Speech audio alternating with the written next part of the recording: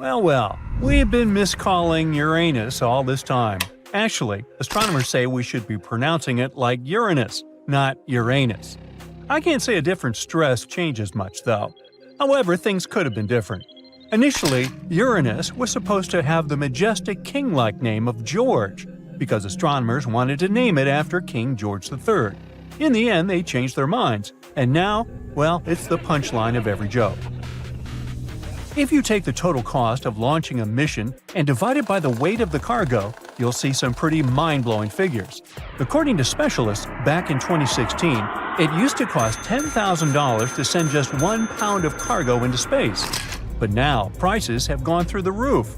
Cygnus spacecraft's cargo costs over $43,000 per pound, while SpaceX's new carriers come in at around $27,000 per pound. Remember how hard it is to pay $5 for water at airports? Now, a bottle of water in space would cost somewhere between $9,000 and $43,000, and that's only to have it delivered in space. Now, as for water in space, well, it used to be considered a super rare thing. But in reality, there's water ice all over our solar system, so you don't have to buy those overpriced $43K water bottles. It's hanging out there in comets, asteroids, and even in hard-to-see craters on Mercury and the Moon. We're not sure if there's enough water in these places to support colonies of people, though. Mars also has ice at its poles, hiding under the surface dust and frost. Even smaller celestial bodies, like Saturn's moon Enceladus and dwarf planet Ceres, have ice. NASA scientists think there might be a chance of finding life on Jupiter's moon Europa. There might be liquid water beneath its icy shell.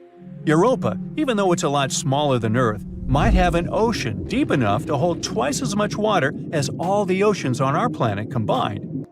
In 2009, scientists exploring a massive cloud of dust and gas in the center of our galaxy stumbled upon a fascinating surprise. They found ethyl formate within the cloud. This chemical is responsible for the delightful flavor of raspberries and has a rum-like scent.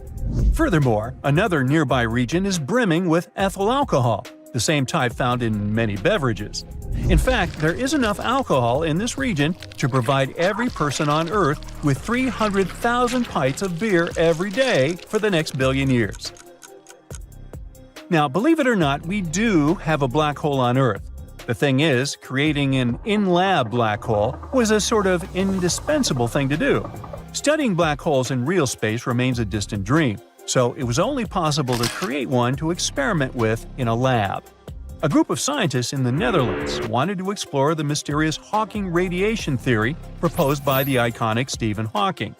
Using atoms to mimic an event horizon, they orchestrated electrons, causing a surge in temperature that resembled flat spacetime. As particles moved through quantum fluctuations, a ring of infrared radiation appeared around the lab-grown black hole, mirroring Hawking's idea. So, if you totally understood what I just said, could you please explain it to me? Now, it may sound insane, but you can totally be allergic to the moon. Long story short, it was the final Apollo mission, and they brought back more rock samples than ever before. Plus, they had the first and only pro-scientist on the moon, Jack Schmitt. He was a geologist, and his rock samples helped scientists learn more about the moon's magnetic field and volcanic history. During the expeditions, it became evident that Jack Schmitt was allergic to moon dust. The gritty, sticky powder clung to his suit and his skin, causing irritation in his sinuses, nose, eyes, and throat for a couple of hours after he took his helmet off. Meanwhile, neutron stars are extremely dense, being, basically, just a bunch of neutrons squished into a super small space. If you had just a teaspoonful of this stuff, it would weigh more than the entire human population combined. And to match the density of a neutron star, we'd all have to squeeze into the space the size of a sugar cube. No thanks. When it comes to outer space, we tend to think that Earth and the Moon are pretty close together. But in reality, you can actually squeeze all the other planets of our solar system between Earth and the Moon. The average distance between them is about 240,000 miles. If you added up the diameters of the 7 planets, you'd still have some room to spare, about 5,000 miles. In 2011, scientists made a groundbreaking discovery of a massive reservoir of water in space. This water, equivalent to 140 trillion times all the water in Earth's oceans, could provide each person on our planet with a planet's worth of water 20,000 times over. This reservoir was located near a massive black hole drawing in matter and emitting energy, known as a quasar. The water was formed by energy waves colliding hydrogen and oxygen atoms together, and it was found around 12 billion light-years away. So, when the Curiosity Mars rover snapped its very first sunset picture in 2015, scientists were practically doing backflips from excitement. Turns out, sunsets on the red planet are anything but red. They're actually a stunning shade of blue. According to NASA, the reason behind this phenomenon is that the dust in Mars' atmosphere is like a magical filter that lets blue light shine through while blocking out those warm tones like yellow, orange, and red. Well, Venus is a slow spinner compared to Earth. It takes this planet 243 days to make a full rotation, and it spins in the opposite direction. But even though Venus takes longer to spin around, it zooms around the Sun in just 225 days because it's located so close. So, believe it or not, a year on Venus is actually shorter than its day.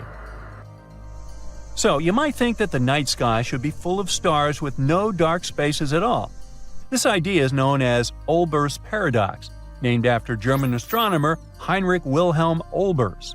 He thought that if the universe was infinite, unchanging, and timeless, then we should see stars everywhere we look. But it turns out that the universe is not infinite, unchanging, or timeless. Edwin Hubble discovered that the universe is actually expanding, and the leftover radiation from the Big Bang tells us that the universe is about 13.8 billion years old. Think of all the birthday candles. Ooh! So, the reason we don't see stars in every direction is because some stars are just too far away, or they haven't been around long enough for their light to travel all the way to us. During the Apollo 16 lunar mission, Ken Mattingly, the command module pilot, had a bit of a scare when he realized his wedding ring was missing. The whole crew frantically searched the spacecraft for it, but no luck. Finally, on day 9, while Mattingly was on a spacewalk, the ring was spotted floating out the hatch door. Charles Duke Jr. tried to grab it but missed. Luckily, it bounced off Mattingly's helmet into Duke's hands. It's cool they found the ring, but there are many other things people left up there. There's even a toothbrush floating around somewhere. Mercury is already the tiniest planet in our solar system, not counting Pluto, of course, and the second densest after Earth. And believe it or not, it's actually shrinking and getting denser. For a long time, scientists thought Earth was the only planet with tectonic activity. But that all changed when the Messenger spacecraft flew by Mercury, giving us a detailed scan of the whole planet. In 2016, Messenger discovered these cool cliff-like formations called fault scarps.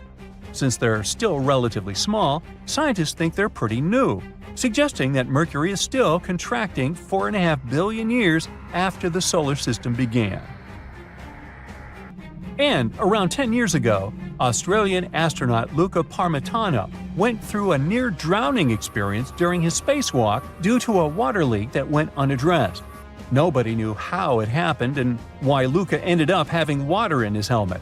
NASA was investigating the issue for months, but they were unable to determine the exact cause of the water entering Luca's helmet. Massive tsunamis, destructive tornadoes, giant meteorites, devastating earthquakes. Ooh, better have insurance. But all these are minor natural disasters compared with the eruption of a volcano. Some volcanoes can destroy a city, as it was with Pompeii, or some islands in the Pacific Ocean. But there's a dangerous type of eruption that can destroy all life on the planet. This type is called flood basalt. But first of all, let's figure out what a volcano is. Rivers of hot liquid metals and incandescent rocks flow deep inside our planet. And the deeper it gets, the hotter they are. The source of this hot mass is the mantle, which is the middle layer of Earth, located between the core and the crust. These fiery streams are called magma, and it flows everywhere. But we don't feel its heat because of the thick layer of our planet's crust. Magma is lighter than the crust, so it always tries to break out to the surface. And in some places, it succeeds. At the junctions of tectonic plates, it splashes out when one plate moves under a thicker one. When magma reaches the surface, it becomes lava. This substance burns the ground around and cools down quickly. It hardens and forms a new layer of rock. The following splash of magma falls on the top of this layer. Thus, a mountain appears layer by layer over millions of years. And in its mouth, a fault of tectonic plates splashes out magma. This mountain is called a volcano. It spits lava and ash into the sky, then falls asleep and wakes up again during seismic activity.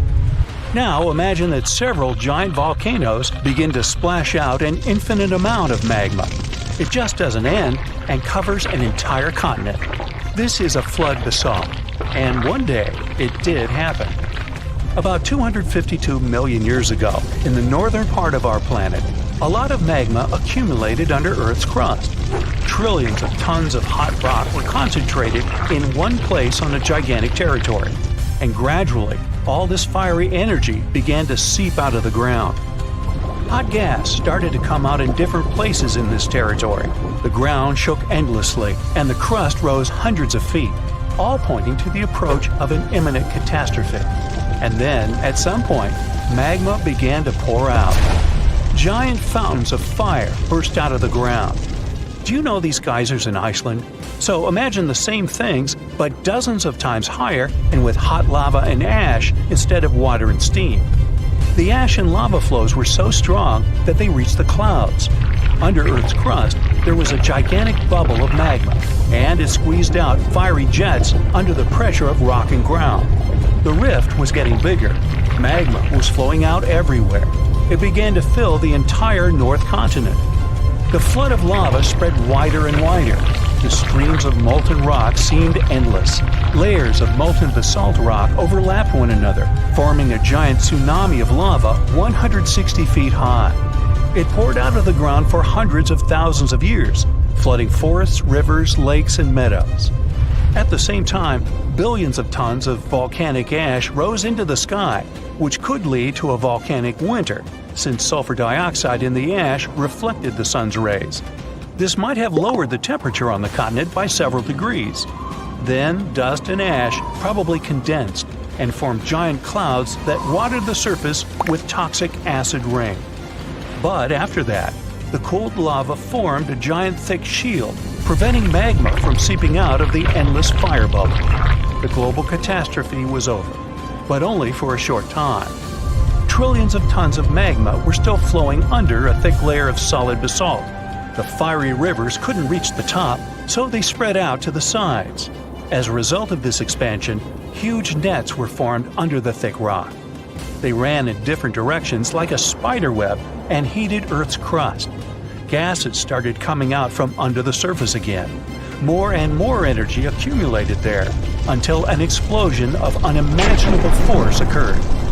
In addition to magma, carbon dioxide and ash escaped to the surface. They filled the atmosphere and caused the greenhouse effect. The temperature on the whole planet increased by several degrees. This release provoked another catastrophe that began in the ocean. There were deposits of methane, an explosive gas, on the seabed. Under ice-cold water, the methane was frozen and harmless. But the greenhouse effect in the atmosphere warmed up the entire ocean. Millions of tons of methane began to rise to the surface. This gas is more potent than carbon dioxide. Therefore, when it hit the atmosphere, the temperatures on Earth increased again. The whole globe turned into a hot sauna. In previous cool and humid places, the temperature reached those of a modern Sahara. Of course, most animals and insects couldn't survive such a cataclysm, but ocean life took much more damage. The heat and methane reduced the amount of oxygen in the ocean. Fish and other marine life couldn't survive in such conditions. New problems appeared when anaerobic bacteria started to multiply in non-oxygen water. They fed on methane and carbon dioxide and released hydrogen sulfide, a toxic substance that poisoned water even more. About 75% of land animals and 95% of the ocean's inhabitants went extinct. This flood basalt eruption was the only disaster in the planet's history that destroyed almost all plants and significantly reduced the insect population. Several species of the hardiest animals managed to survive in these conditions. The planet took about 10 million years to recover completely. After that, evolution began a new process of developing life. And here are two pieces of news. The bad one is that flood basalt will happen again and will be no less devastating than 252 million years ago. The good news is that it will happen in hundreds of millions of years. But when that happens, humanity will need to be prepared. It will start on the ocean floor. First, lava fountains miles high will begin boiling the water and emit sulfur dioxide into the atmosphere, where it will reflect sunlight. Along with ash and magma, a massive amount of water vapor will rise into the air. Livestock won't survive, and people will have breathing problems. Acid rain and increased humidity caused by the evaporation of the oceans will lead to the corrosion of buildings. All flights will be canceled. People will have to wear gas masks. Many animals won't be able to handle this eruption, but humans will adapt quickly.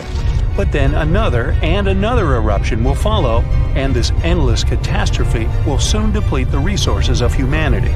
Plants and trees won't recover so fast, and oxygen production will be significantly reduced. Let's hope that humanity will have colonized other planets, including those outside the solar system by that time. And now, let's jump back to the present. About 70% of the seismic activity associated with volcanoes occurs underwater. So let's see how ordinary volcanoes on the ocean floor work. Water, as well as land, rests on tectonic plates. Therefore, if their structure is broken at the joints, magma seeps through them. But unlike terrestrial volcanoes, lava here doesn't spread in different directions, burning everything it meets. It solidifies under the pressure of cold water. Underwater volcanoes can erupt for a long time with breaks in between. Magma covers the seabed. After another 100 or 1,000 years, a new eruption begins and a new layer of rock forms over the previous one. Over millions of years, layer by layer, magma is rising. And then, one day, a volcano rises out of the water. Magma splashes out of it and increases its height. And now we have a large volcanic island. Then the volcano falls asleep and life appears on the newly formed piece of land. Magma flows from the planet's mantle, filled with various chemical elements. This hot mix saturates the soil with useful substances and thus promotes the growth of plants and trees. Then birds and other animals arrive there, and the volcanic island turns into a paradise. Then humans arrive and pave over paradise to put up a parking lot and a franchise burger joint. There is a powerful force hiding underground where tectonic plates meet, and one forces another under it. This happens in the Pacific and Indian Oceans. Strain builds over centuries. The tension is unbearable until the megathrust awakens. The Earth shakes with a magnitude that can exceed 9 points, more powerful than any other earthquake. When the seafloor suddenly gets pushed up fast, it sends a huge ripple across the water, and a tsunami of huge force is out. These waves are called teletsunamis, and they cross entire ocean basins, ready to take over coastlines thousands of miles away. The thrust fault stretches over 600 miles. The Earth is not just shaking, it feels like it's tearing apart. This is the power of a megathrust earthquake. Those caught in its path will have to fight for their lives. Japanese authorities recently had to issue their first ever megaquake advisory. It happened because of a strong tremor on the edge of the Nankai Trough ocean floor zone. In the end, most of the warnings were lifted, and there wasn't much damage from the 7.1 magnitude earthquake. Parts of southwestern Japan started to shake, and the superfast trains in Japan slowed down to stay safe, which made travel slower for everyone. But everyone is staying alert as they know about the risk of a megathrust earthquake that could happen within the next few decades in the Nankai Trough. The tectonic plate under the Philippine Sea is slowly sliding underneath the land where Japan is, moving just a few inches every year. The last big earthquakes from this area happened in 1944 and 1946. both with a magnitude of 8.1. These quakes have caused a lot of destruction in the country. The next megathrust earthquake in the region, if it does happen, could be between a magnitude 8 and 9. Scientists still can't agree on how likely this mega-earthquake is to happen, but it could be up to 80% certainty. On the other side of the Pacific, scientists from the U.S. Geological Survey have studied a dangerous area along the U.S. West Coast. It's called the Cascadia subduction zone, and it stretches from northern California to northern Vancouver Island in Canada. Over the past 14,200 years, there have likely been at least 30 big earthquakes in this region. One major quake happens every 500 years on average. But for a long time now, Cascadia has been quiet, and it worries scientists. They think this might be because the area is locked, meaning the tectonic plates are stuck together and building up a lot of pressure. Eventually, the part of the seafloor could suddenly break and move by several feet. The shaking would be just 5 minutes, but it would create a powerful tsunami as the seafloor shifts that would last for 10 hours. If it happens, it's going to be the worst natural disaster in the country's history, according to experts. The ground on some inland hills could turn into something like quicksand. This would cause the hillsides to slide and crumble, taking down roads and bridges. Around 620,000 buildings could be badly damaged or even collapse, including about 100 hospitals and 2,000 schools. People in Washington state might have to take care of themselves without help for 2 weeks, finding food, water, and shelter on their own. Scientists are studying slow slip events, where the tectonic plates move very slowly over weeks or months, releasing some energy but not enough to stop a big one. Every time the magnitude of an earthquake goes up by just one number, the energy it releases is 40 times bigger. So we'd need about 1 million small earthquakes every day for 500 years straight to release the same energy as one huge magnitude 9 earthquake. But these small earthquakes might be clues that a bigger earthquake is coming. To better monitor the Cascadia fault, experts are mapping the fault more accurately and adding better monitoring tools offshore. Scientists receive over $10 million to install seismic sensors and seafloor pressure gauges on a fiber optic cable off the coast of Oregon. The goal is to be ready to warn people and potentially save lives when a big earthquake strikes. A sharp megathrust earthquake happened in this part of the world in 1964. It went down in history as the Great Alaska Earthquake and had a magnitude of 9.2. It lasted for more than 4 minutes, making it the most powerful earthquake in the history of the U.S. and North America. The ground shook so hard that it caused huge cracks and landslides. In Anchorage, many houses, buildings, and roads were destroyed because they weren't built to handle such a big earthquake. In some places, the land was permanently changed. For example, the coastline near Kodiak and Hinchinbrook Island was lifted by 30 feet. In other areas, like Gerwood and Portage, the ground sank by 8 feet. They had to rebuild roads higher so they wouldn't be flooded by the time. A huge 27-foot tsunami wiped out the entire village of Chiniga. Many coastal towns were heavily damaged, not just by the earthquake, but also by tsunamis and the fires that followed. After the main earthquake, there were thousands of smaller aftershocks for months. A moderate earthquake of magnitude 4.4 shook Los Angeles in August 2024. Once it was over, the LA Fire Department checked around the city and didn't find any major damage or anyone hurt. In the nearby city of Pasadena, which is close to the earthquake's epicenter, a water pipe burst inside City Hall and everyone had to leave the building. Thankfully, there was no danger of a tsunami. The best we can do to avoid panic in such situations is to be prepared. Japan is one of the places on Earth where earthquakes happen the most because it sits on the edges of 4 tectonic plates. Around 1,500 of these earthquakes each year are noticeable. Because of this, the people in Japan have learned to live with earthquakes. The 1950 law set a rule that buildings should be able to handle earthquakes up to a magnitude 7 without falling apart. An update 30 years later said that buildings should only have minor damage in such earthquakes and still work as usual. But if an earthquake is even stronger, the law says the building's main job is to not collapse and save people's lives. At the most basic level, buildings are made stronger with thicker beams, pillars, and walls so they can handle shaking better. Another technique is placing special pads made from materials like rubber at the base of a building. Some buildings are even built on thick layers of padding that separate them from the ground completely, which helps protect them during an earthquake. A skyscraper might sway back and forth a lot, moving up to 5 feet. To stop it from getting damaged, engineers can add something called dampers every second floor all the way to the top. These dampers are like giant bicycle pumps, but instead of air, they're filled with liquid. When the building shakes, the dampers push against the liquid inside them. Even though the liquid doesn't squish very much, it can still absorb some of the shaking. When they're building tall skyscrapers, engineers try to make the structure as simple and balanced as possible. This means having each floor the same height and placing the support columns evenly.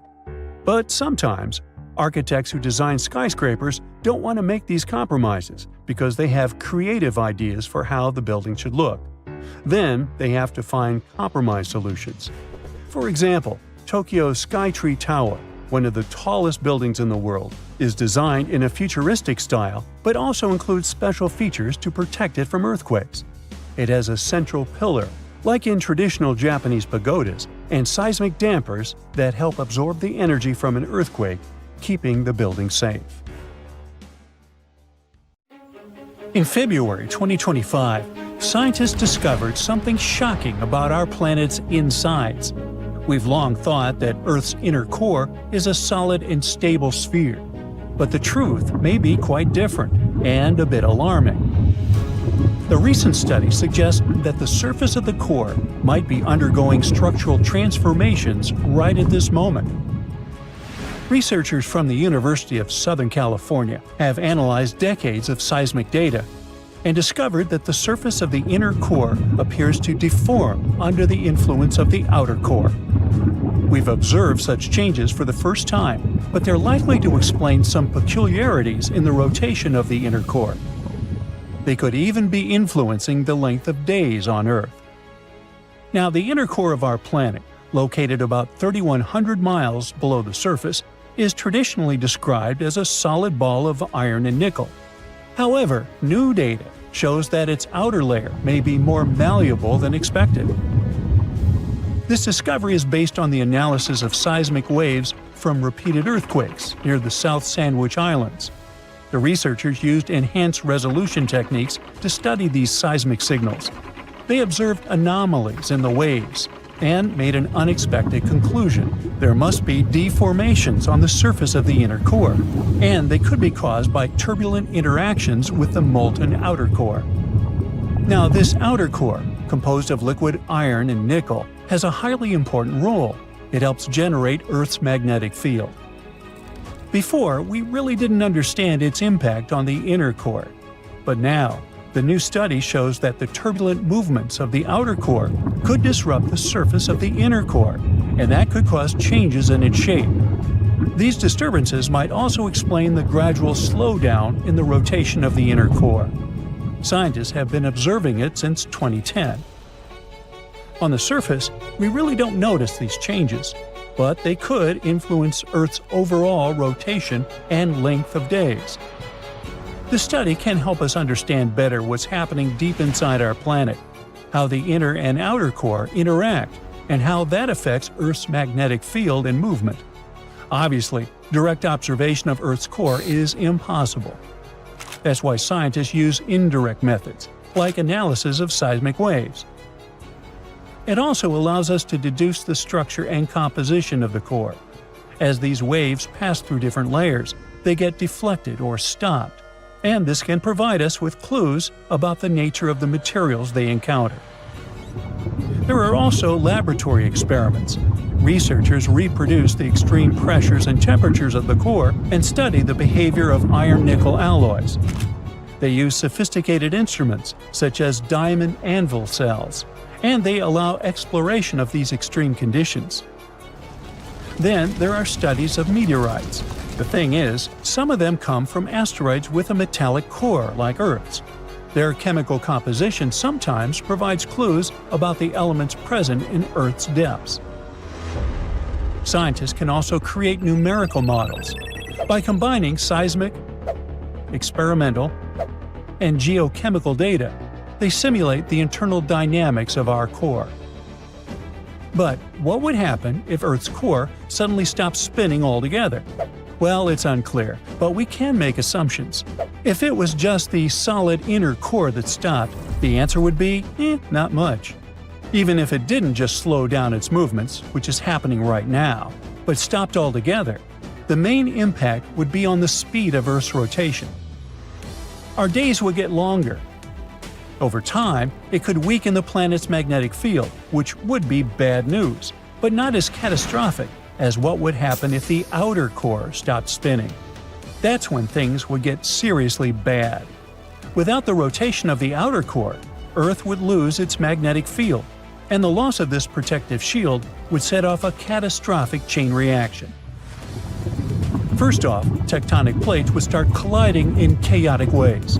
Imagine being on a bus when the driver suddenly slams on the brakes and you go flying into other passengers or on the floor. The planet would experience something similar, but with tectonic plates. Ew. These violent collisions would cause massive earthquakes along plate boundaries worldwide, shaking buildings, bridges, and roads. Water systems, electricity, and phone lines would be destroyed in the chaos. But this would only be the start. Without the magnetic field, cosmic radiation would start hitting Earth's surface. These high-energy particles from the Sun would interact with the oxygen and nitrogen in our atmosphere, damaging the ozone layer. This would allow even more radiation to reach Earth's surface, causing even more damage. Electronics would fail, power grids would collapse, and communication systems would go dark. But the effects wouldn't be limited to just humans. All forms of life would be at risk. Many animals, like migratory birds and turtles, rely on Earth's magnetic field for navigation. With it gone, they would be completely lost. Birds would lose their sense of direction, and turtles wouldn't be able to find the beaches where they need to lay their eggs. Luckily, we don't need to worry about this apocalyptic scenario anytime soon. The outer core of Earth is very unlikely to stop spinning in our lifetime or ever. So for now, we're safe. But to truly understand Earth, you need to go 4,000 miles beneath our feet. Earth has four main layers, from the very center to the surface: the inner core, outer core, mantle, and crust. Now, except for the crust, no one has ever explored these deeper layers in person. The deepest humans have drilled is just over 7.5 miles, and that took 20 years to achieve. At the very center of Earth is the inner core, a solid metal ball about 758 miles in radius, which is about 3/4 the size of the Moon. It sits about 4,000 to 3,200 miles below the surface. Made mostly of iron and nickel, the inner core is incredibly dense. It spins a bit more slowly than the rest of Earth and is intensely hot, reaching temperatures of 9,800 degrees Fahrenheit. It's like the surface of the Sun. The pressure there is staggering, over 3 million times greater than the pressure we feel on the surface. Some research even suggests that there might be an even smaller, denser core inside the inner core, thought to be made mostly of iron. The outer core is also made of iron and nickel, but in liquid form. It sits about 3,200 to 1,800 miles beneath the surface. The heat here comes mostly from the radioactive decay of elements, like uranium and thorium, causing the liquid to churn in massive, turbulent currents. This motion creates electrical currents, which generate Earth's magnetic field. Interestingly, Earth's magnetic field reverses about every 200 to 300,000 years, and scientists are still trying to figure out exactly why it happens. The mantle is Earth's thickest layer, stretching almost 1,800 miles deep. It starts just around 19 miles beneath the surface. Made of iron, magnesium, and silicon, it's dense, hot, and semi-solid. To imagine it better, think about caramel candy.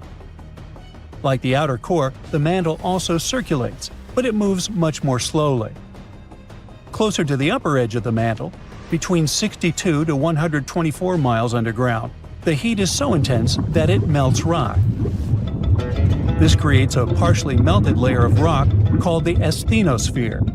Geologists think that this soft, hot, and slippery layer is what allows Earth's tectonic plates to move and slide. Some of the diamonds we find on Earth come from the mantle. Most of these diamonds form at depths above 124 miles.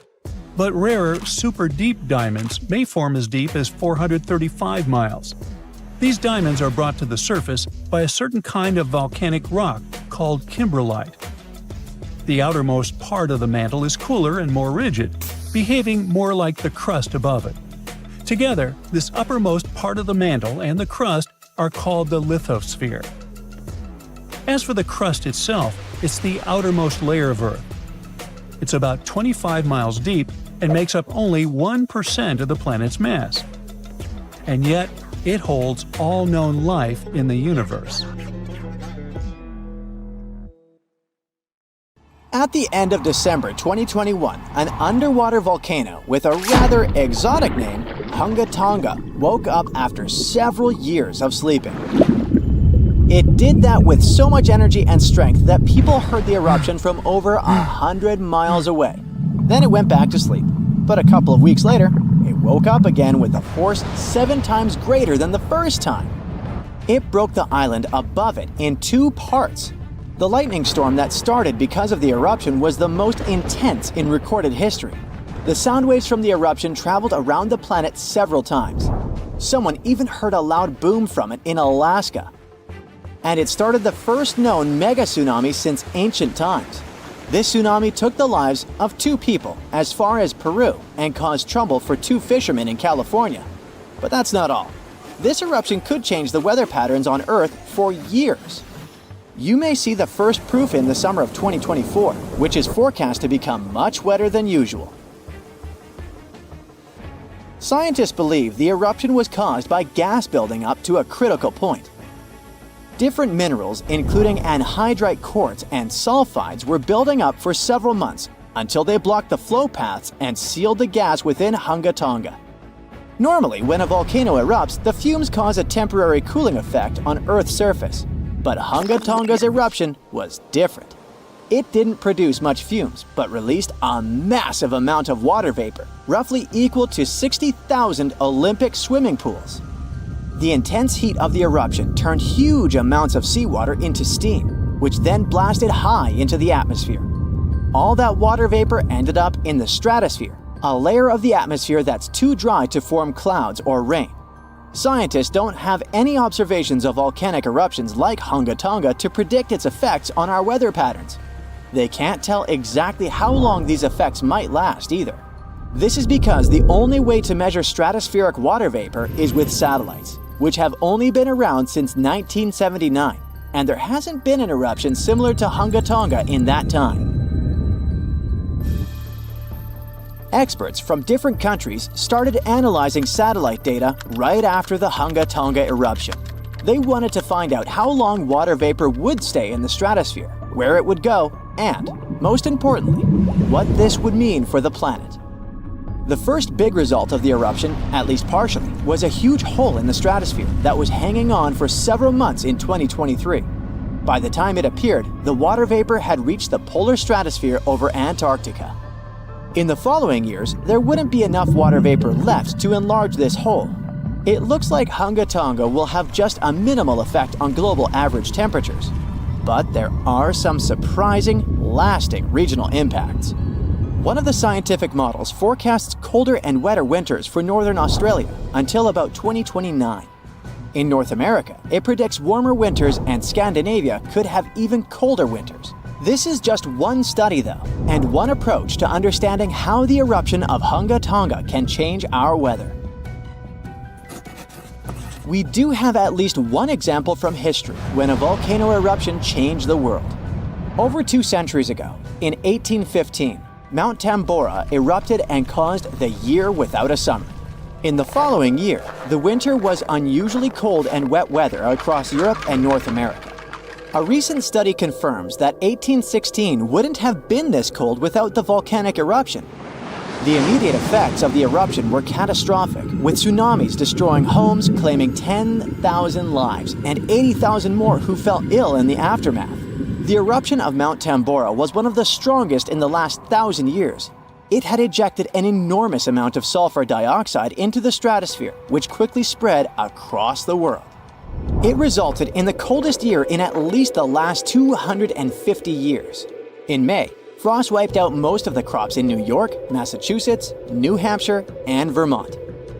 By June, heavy snow covered the ground in Albany, New York, and Dennisville, Maine, and New Jersey had 5 straight nights of frost.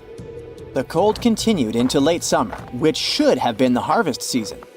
In July, lakes and rivers were still frozen as far south as northwestern Pennsylvania, and frost stayed in Virginia until late August. Temperatures would drop from above normal summer highs to near freezing within just a few hours. The weather was completely unpredictable. Prices of food skyrocketed. The cost of oats for horses, which were the main mode of transportation, also rose sharply. Some people believe this situation inspired Carl Drees to invent the bicycle in 1817 as an alternative transportation method. Tambora changed weather patterns completely for not just 1, but 3 years. The whole planet got colder, and as crops failed, probably at least 1 million people starved.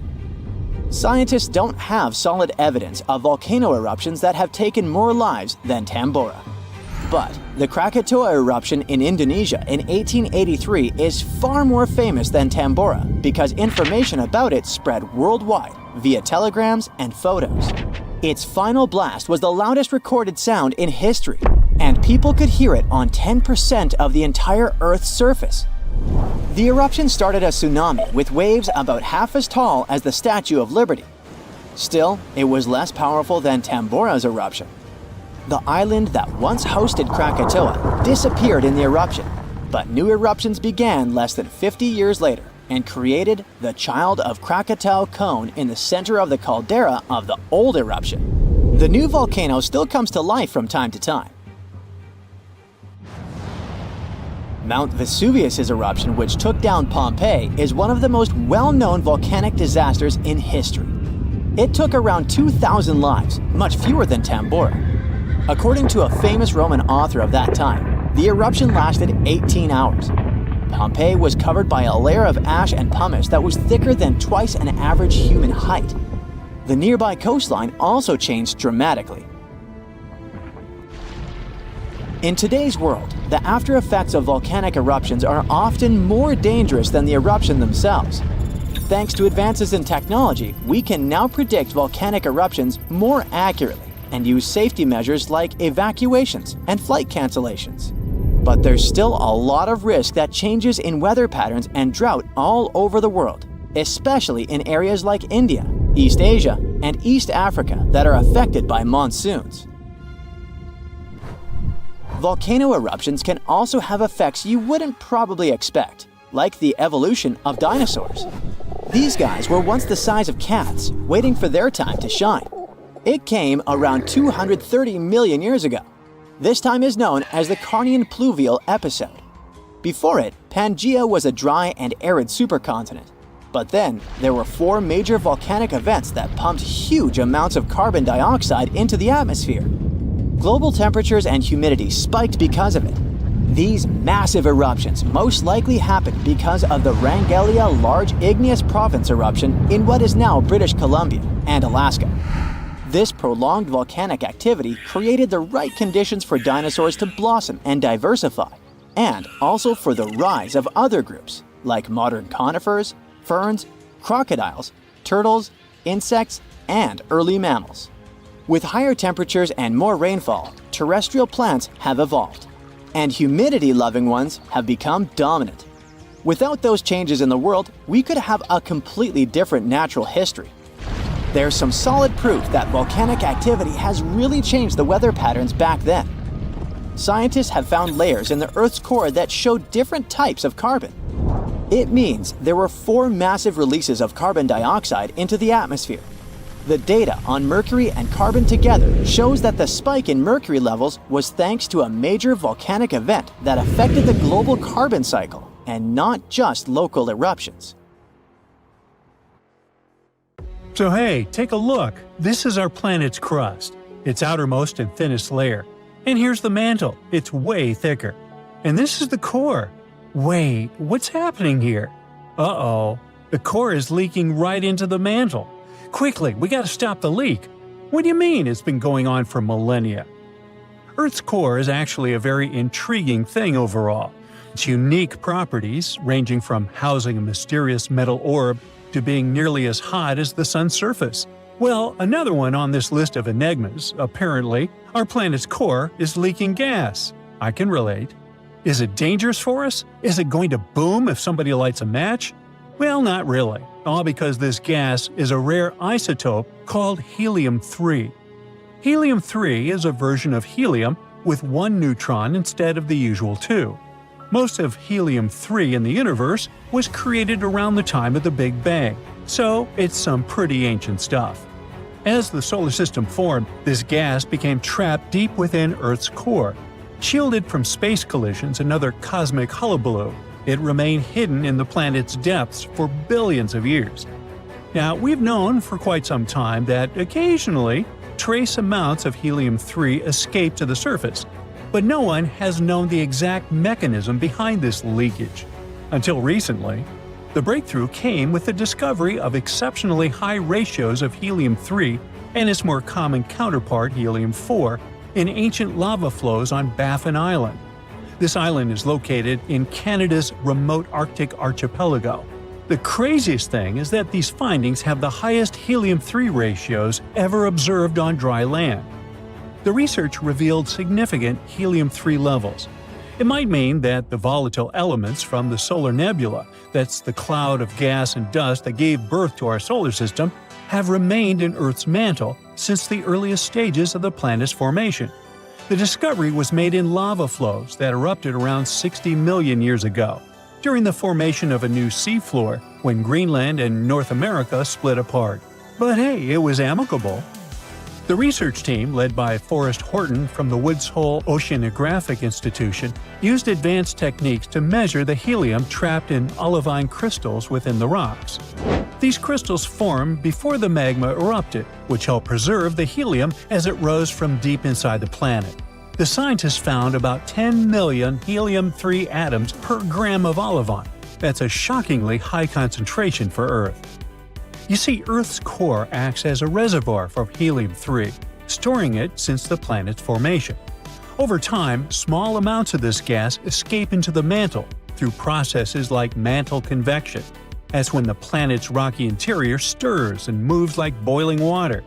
Magma plumes, which appear in the mantle and rise to the surface, carry helium-3 with them. When the magma erupts, most of the helium escapes into the atmosphere.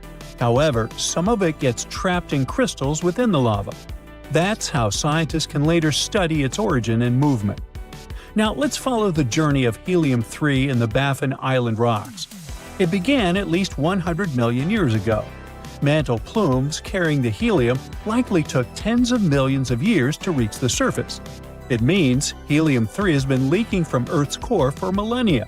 It also means that our planet most likely formed in a solar nebula containing helium-3 and other noble gases. Baffin Island is an ideal location for studying Earth's deep interior. Its volcanic rocks are remnants of ancient lava flows that erupted when the North Atlantic began to open. The researchers traveled by helicopter to the remote island, which boasts towering cliffs, icebergs, and even polar bears. Local organizations helped the team access the area and ensured their safety during the expedition.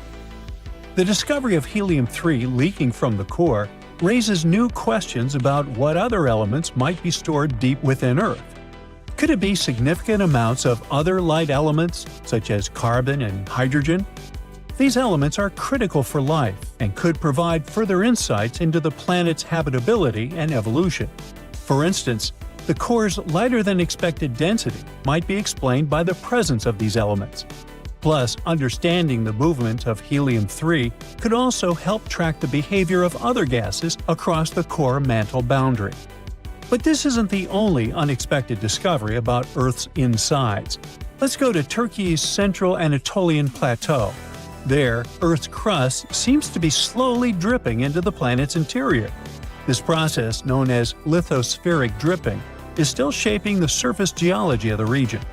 Lithospheric dripping occurs when the lower part of Earth's crust, heated to a certain temperature, becomes viscous and begins to flow downward. Imagine a thick liquid like honey or syrup flowing into a bowl. Now you get it. Now, speaking of Earth, it's been happening over a long period of time. And as this material moves downward, it pulls the crust with it, causing the surface to sink. As a result, we see new depressions or basins. Once this gooey material detaches from the crust and sinks further into the mantle, the surface rebounds, causing the ground to rise. This cycle of sinking and rising is what creates the shifting landscape in regions like the Konya Basin in the central Anatolian Plateau. It is the very site where geophysicists observe signs of lithospheric dripping. The research team, led by Julia Anderson from the University of Toronto, first noticed unusual patterns in satellite data, including a circular feature in the region where the ground was sinking. After examining geophysical data beneath the surface, the team identified a seismic anomaly in the upper mantle and discovered a thickened crust beneath the Konya Basin. All this points to the presence of dense material, like a result of lithospheric dripping. The team's model suggests that the Konya Basin is currently in the later stages of this process. While the surrounding central Anatolian Plateau has been uplifting over the past 10 million years, the Konya Basin is sinking at a rate of about an inch per year. While this number might seem small, it is quite significant in a region that is otherwise rising. Earlier studies have shown that the central Anatolian Plateau has risen for around a half-mile over the last 10 million years. It likely happened due to lithospheric dripping. However, the discovery of the Konya Basin reveals that this process is not one time, but can occur multiple times in different regions.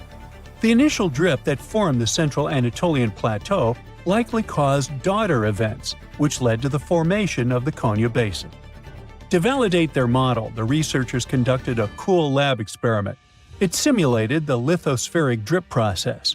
So, they took a tank filled with a highly viscous silicone polymer, which acted as a proxy for Earth's lower mantle. They also used a mixture of modeling clay for the upper mantle and ceramic spheres and silica sand to simulate the crust. A dense seed was inserted into the upper mantle layer to initiate the drip. Over the next few days, the researchers observed that the drip descended slowly. Within 10 hours, it began to fall. By 50 hours, a secondary drip had started. The results confirmed that, even without horizontal movement in the crust, the dripping process caused the surface to sink, forming a depression similar to the Konya Basin. This experiment has shown that lithospheric dripping can cause vertical deformations even without horizontal movements. Plus, it has proven that one event can trigger more drips that can change Earth's surface. This discovery helps scientists better understand how Earth's crust behaves over long periods of time and how tectonic processes can affect the landscape. Now, how about a bonus fact? In 1692, Edmund Halley, that guy famous for Halley's Comet, suggested that Earth might be hollow. He imagined layers beneath the crust with two concentric shells and a core about the size of Mercury, all floating in glowing gas. He even went further, speculating that these inner layers could be inhabited. This wild idea inspired Jules Verne's famous novel, Journey to the Center of the Earth. Wow! An earthquake in Indonesia began in 1829 and lasted a mighty 32 years. It reached its climax in 1861 and hit a magnitude of around 8.5. It was caused by the tectonic plates below the island slowly clashing against each other. Researchers discovered that the quake had been building for some time after analyzing the coral in the area. They found it was being periodically exposed to the open air. That was caused by the gradual earthquake moving the land up and down. Scientists call these decades-long silent earthquakes slow slip events. A single lightning bolt can warm the air to around 54,000 degrees Fahrenheit. The heat makes the air expand quickly, creating a shock wave or boom, which we know to be thunder. There are close to 3 trillion trees on Earth. That translates to roughly around 422 trees for every person. Before humans, the number was nearer to 6 trillion. Almost 70% of the Earth's surface is covered by water, which on average is around 2.5 miles deep. 97% of Earth's volcanoes lie underwater, as well as the mid-ocean ridge, a massive mountain range that is over 40,000 miles long. Humans have mined around 190,000 tons of gold from the planet. Experts predict there is around 20% still left to be mined, but this figure is constantly changing. The world's largest active volcano is in Hawaii. Called Mauna Loa, it's over 2.5 miles above sea level. Given that most of it is underwater, the volcano's summit is a staggering 11 miles from its base. That's the same length as over 160 football fields. The highest ever recorded temperature on Earth was a sweltering 136 degrees Fahrenheit. It was recorded in El Azizia, or modern-day Libya, on September 13, 1922. The lowest temperature was a chilling minus 129 degrees Fahrenheit, recorded at Russia's Vostok station in 1983. Earth is the 5th largest planet in the solar system, behind Jupiter, Saturn, Uranus, and Neptune. It has a circumference of roughly 25,000 miles, and it would take the average person around 8,300 hours to walk around the face of the Earth. The separation between Earth's land masses would make such a trek almost impossible, though. It takes 365.25 days for the Earth to orbit the Sun. Because our calendar years only have 365 days, we add an extra leap day every 4 years to make up for the difference. Russia is the largest country on the planet, with a total area of about 6.5 million square miles. It encompasses more than 1/8 of the Earth's inhabited land area, but still has a relatively small population given its size. Earth is the only planet with one moon. Mercury and Venus have no moons, while every other planet has 2 or more. Earth is over 4 billion years old. Scientists calculate this by looking at the planet's oldest rocks, as well as meteorites that have crash-landed. They used meteorites as they were formed at the same time as Earth, when the solar system was forming. The ground we walk on is basically recycled. The planet's rock cycle turns igneous rocks to sedimentary ones, then transforms those into metamorphic rocks, and back again. Like Earth, our moon also experiences earthquakes. They're less common and intense than the ones we have, and are caused by tidal stresses. A tidal stress is basically the relationship between the gravitational pull of the moon on the Earth and that of the Earth on the moon. Despite being the 5th largest continent, Antarctica holds 70% of the planet's fresh water and about 90% of its ice. Bangkok is the most visited city in the world, boasting 23 million visitors in 2019 alone. Paris, London, Dubai, and Singapore make up the other cities in the top 5. The lowest layer of Earth's atmosphere is called the troposphere and is the reason we have weather. Sunlight heats the planet's surface, which causes warm air to rise up to the troposphere. This air then expands and cools as the air pressure decreases and sinks down, where it is then warmed by the Earth again.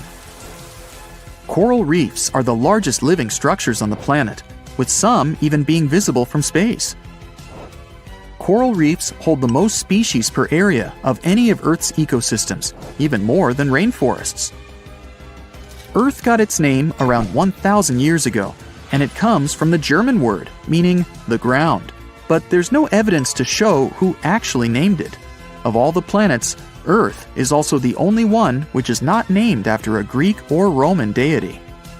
The deepest point of the ocean is the Mariana Trench, It's a whopping 7 miles below sea level.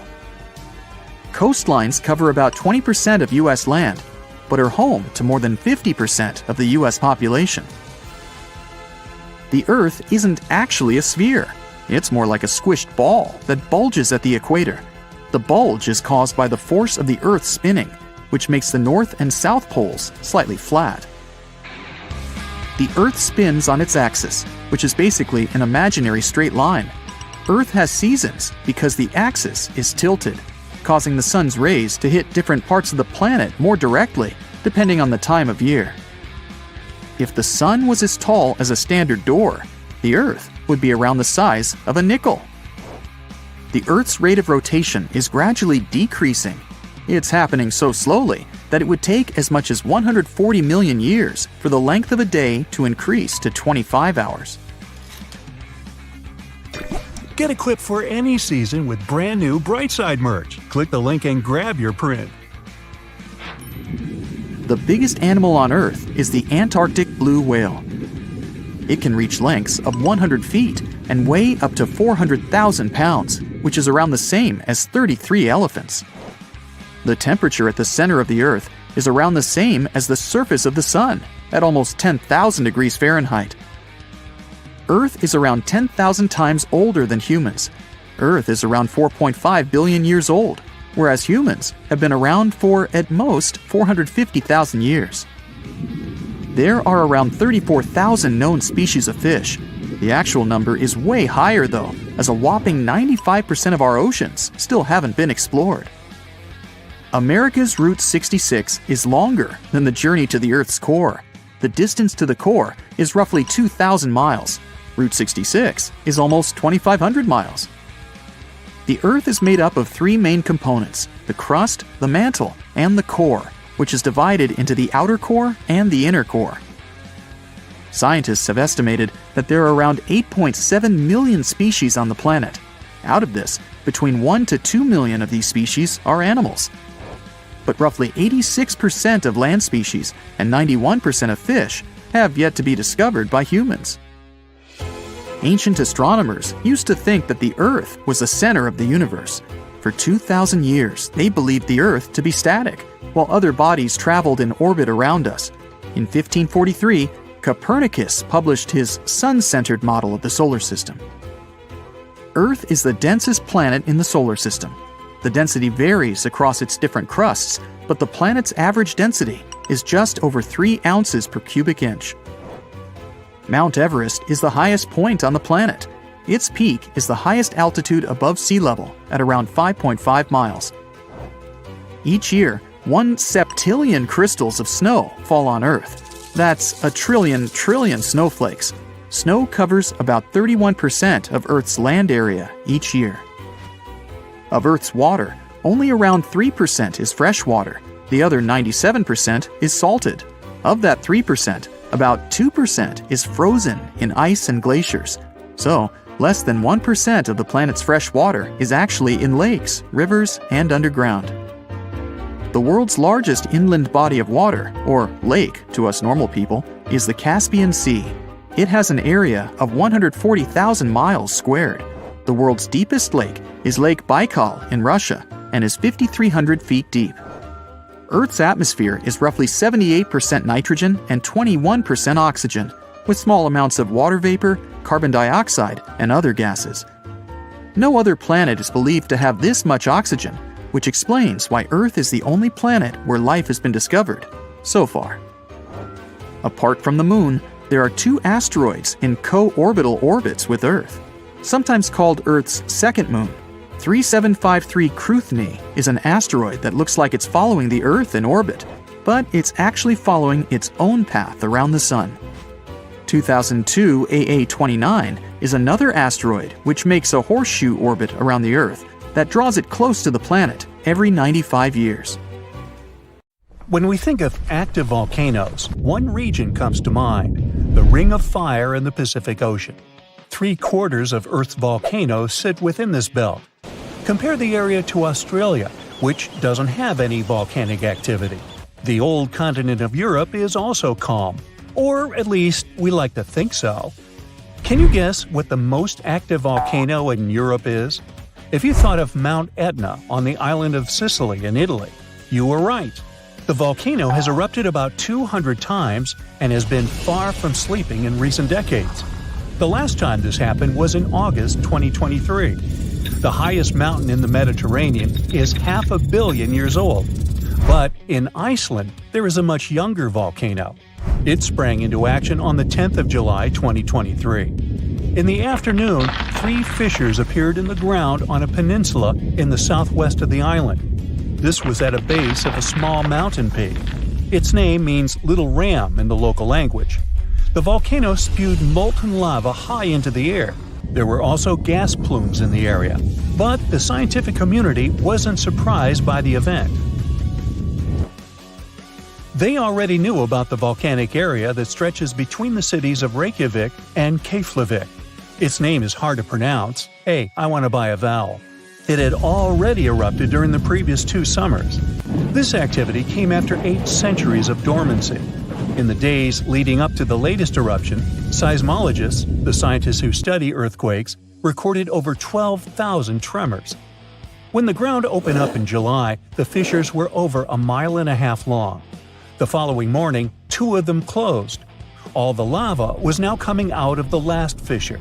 It grew into an elongated cone, the simplest shape of volcano we are all familiar with. The lava soon filled a large crater. It grew almost 100 feet tall during the first week, and it is still growing. On the night when the eruption started, lava spread out in all directions. Its cinders set ablaze the dry moss in the vicinity. Local authorities closed off the surrounding area. There were toxic gases from the volcanoes and smoke from the burning moss. Firefighters flocked to the area. After a week, they proclaimed the area safe. Visitors soon came to witness the birth of Europe's youngest volcano. This form of tourism is quite developed in Iceland. People come from all over the world to watch active volcanoes. The land of fire and ice is home to more than 130 volcanoes. Some 30 of them are active. Now, I know what you're thinking right now. Is volcano tourism safe? In Iceland, it is. The country's authorities research and constantly monitor all of the hotspots. The island is dotted with several dozen seismic stations. These help researchers accurately predict future eruptions, and emergency services are accustomed to these sorts of events. They can quickly cordon off danger zones. This is what happened in 2010. A volcano in the south of the island, the name of which everyone struggled to pronounce, erupted. It spewed out a plume of steam and ash that was 7 miles high. This wasn't a fun time to be an air traveler. Winds carried the enormous plume southeast toward northern Europe. Many countries closed their airspace for several days for safety reasons. The volcano erupted in March, but the Earth was shaking from January the same year, so seismologists knew that an eruption was approaching. When it comes to the continent's youngest volcano, the tourist infrastructure is already there.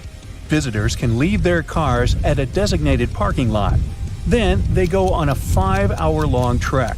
This leads to a viewing deck.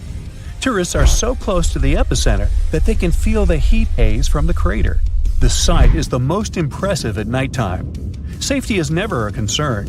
Scientists regularly chart out hazard maps that outline the borders of lava fields. This way, visitors who stick by the rules are never in harm's way. More than a week after the eruption started, a section of the crater collapsed. Lava flowed downhill west of the volcano.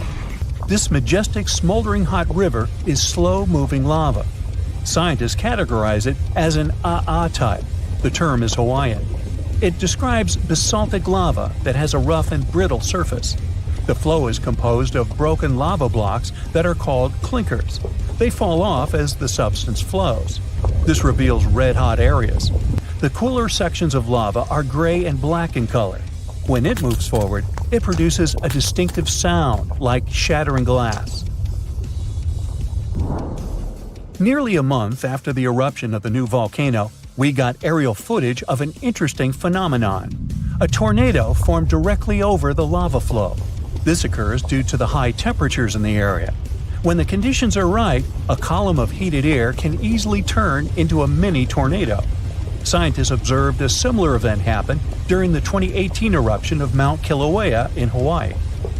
The lava fields of Europe's second-largest island tell the story of the creation of Iceland. It sits above the place where the North American and Eurasian plates meet each other. Tectonic plates are huge, rocky chunks of Earth's most outer layer. There are roughly 20 of them. They rest on a partially molten layer of rock. All the lava we see on the surface starts its journey here. You could say that these plates float on molten rock. Their boundaries are unstable, so when two plates grind past each other, they release tremendous amounts of energy. The formation of volcanoes is one result. These are places where the molten rock travels upward to the surface. Iceland began to form some 60 million years ago. The tectonic plates under the ocean drifted apart. Enough lava piled up on the surface to create solid ground. This ancient rock is under the waves today. As new lava reaches the surface and cools down, it pushes the old rock away from the center of the island. That's why the oldest parts of Iceland aren't 60, but only 16 million years old. The country's active lava fields are young in geological terms. Some of them are under 1,000 years old. Scientists consider the island a hot spot for volcanoes, pun intended. Nearly a third of the basaltic lava that reaches the Earth's surface in recorded history came from Icelandic eruptions. Fissure swarms, like the ones before the 2023 eruption, cover 30% of the Nordic country. For this reason, only a quarter of the island is inhabited. Norse Vikings were the first people to settle in Iceland at the beginning of the 10th century. Nature threw them a loud welcoming party. Just a few years after their arrival, they witnessed one of the greatest volcanic eruptions in history. Vikings came from a region without volcanoes, so they had no clue as to what was going on. Today, Icelanders are used to such events. This is good because their homeland is entering a new era of volcanic activity. Volcanologists suspect that recent events are an introduction to decades of more frequent eruptions. The peninsula that is home to Earth's youngest volcano is just 17 miles southwest of Iceland's capital city. It's been dormant for a long time. Present-day eruptions there are a reminder that the natural processes that created Iceland are still ongoing. Recently, scientists discovered that there's a historical link between volcanic eruptions in the north of Europe and glaciers. Our planet went through at least 5 major ice ages. These were exceptionally lengthy periods when the average temperature on Earth dropped. The result was the expansion of ice sheets across northern Europe and North America. The last ice age ended some 10,000 years ago. Researchers are still trying to fully understand how these glacial periods affected volcanic activity. They suspect that the sheer weight of all that ice disrupts the flow of magma underground. When glaciers retreat, the pressure is lifted. This makes it easier for lava to flow upward to the surface where it bursts.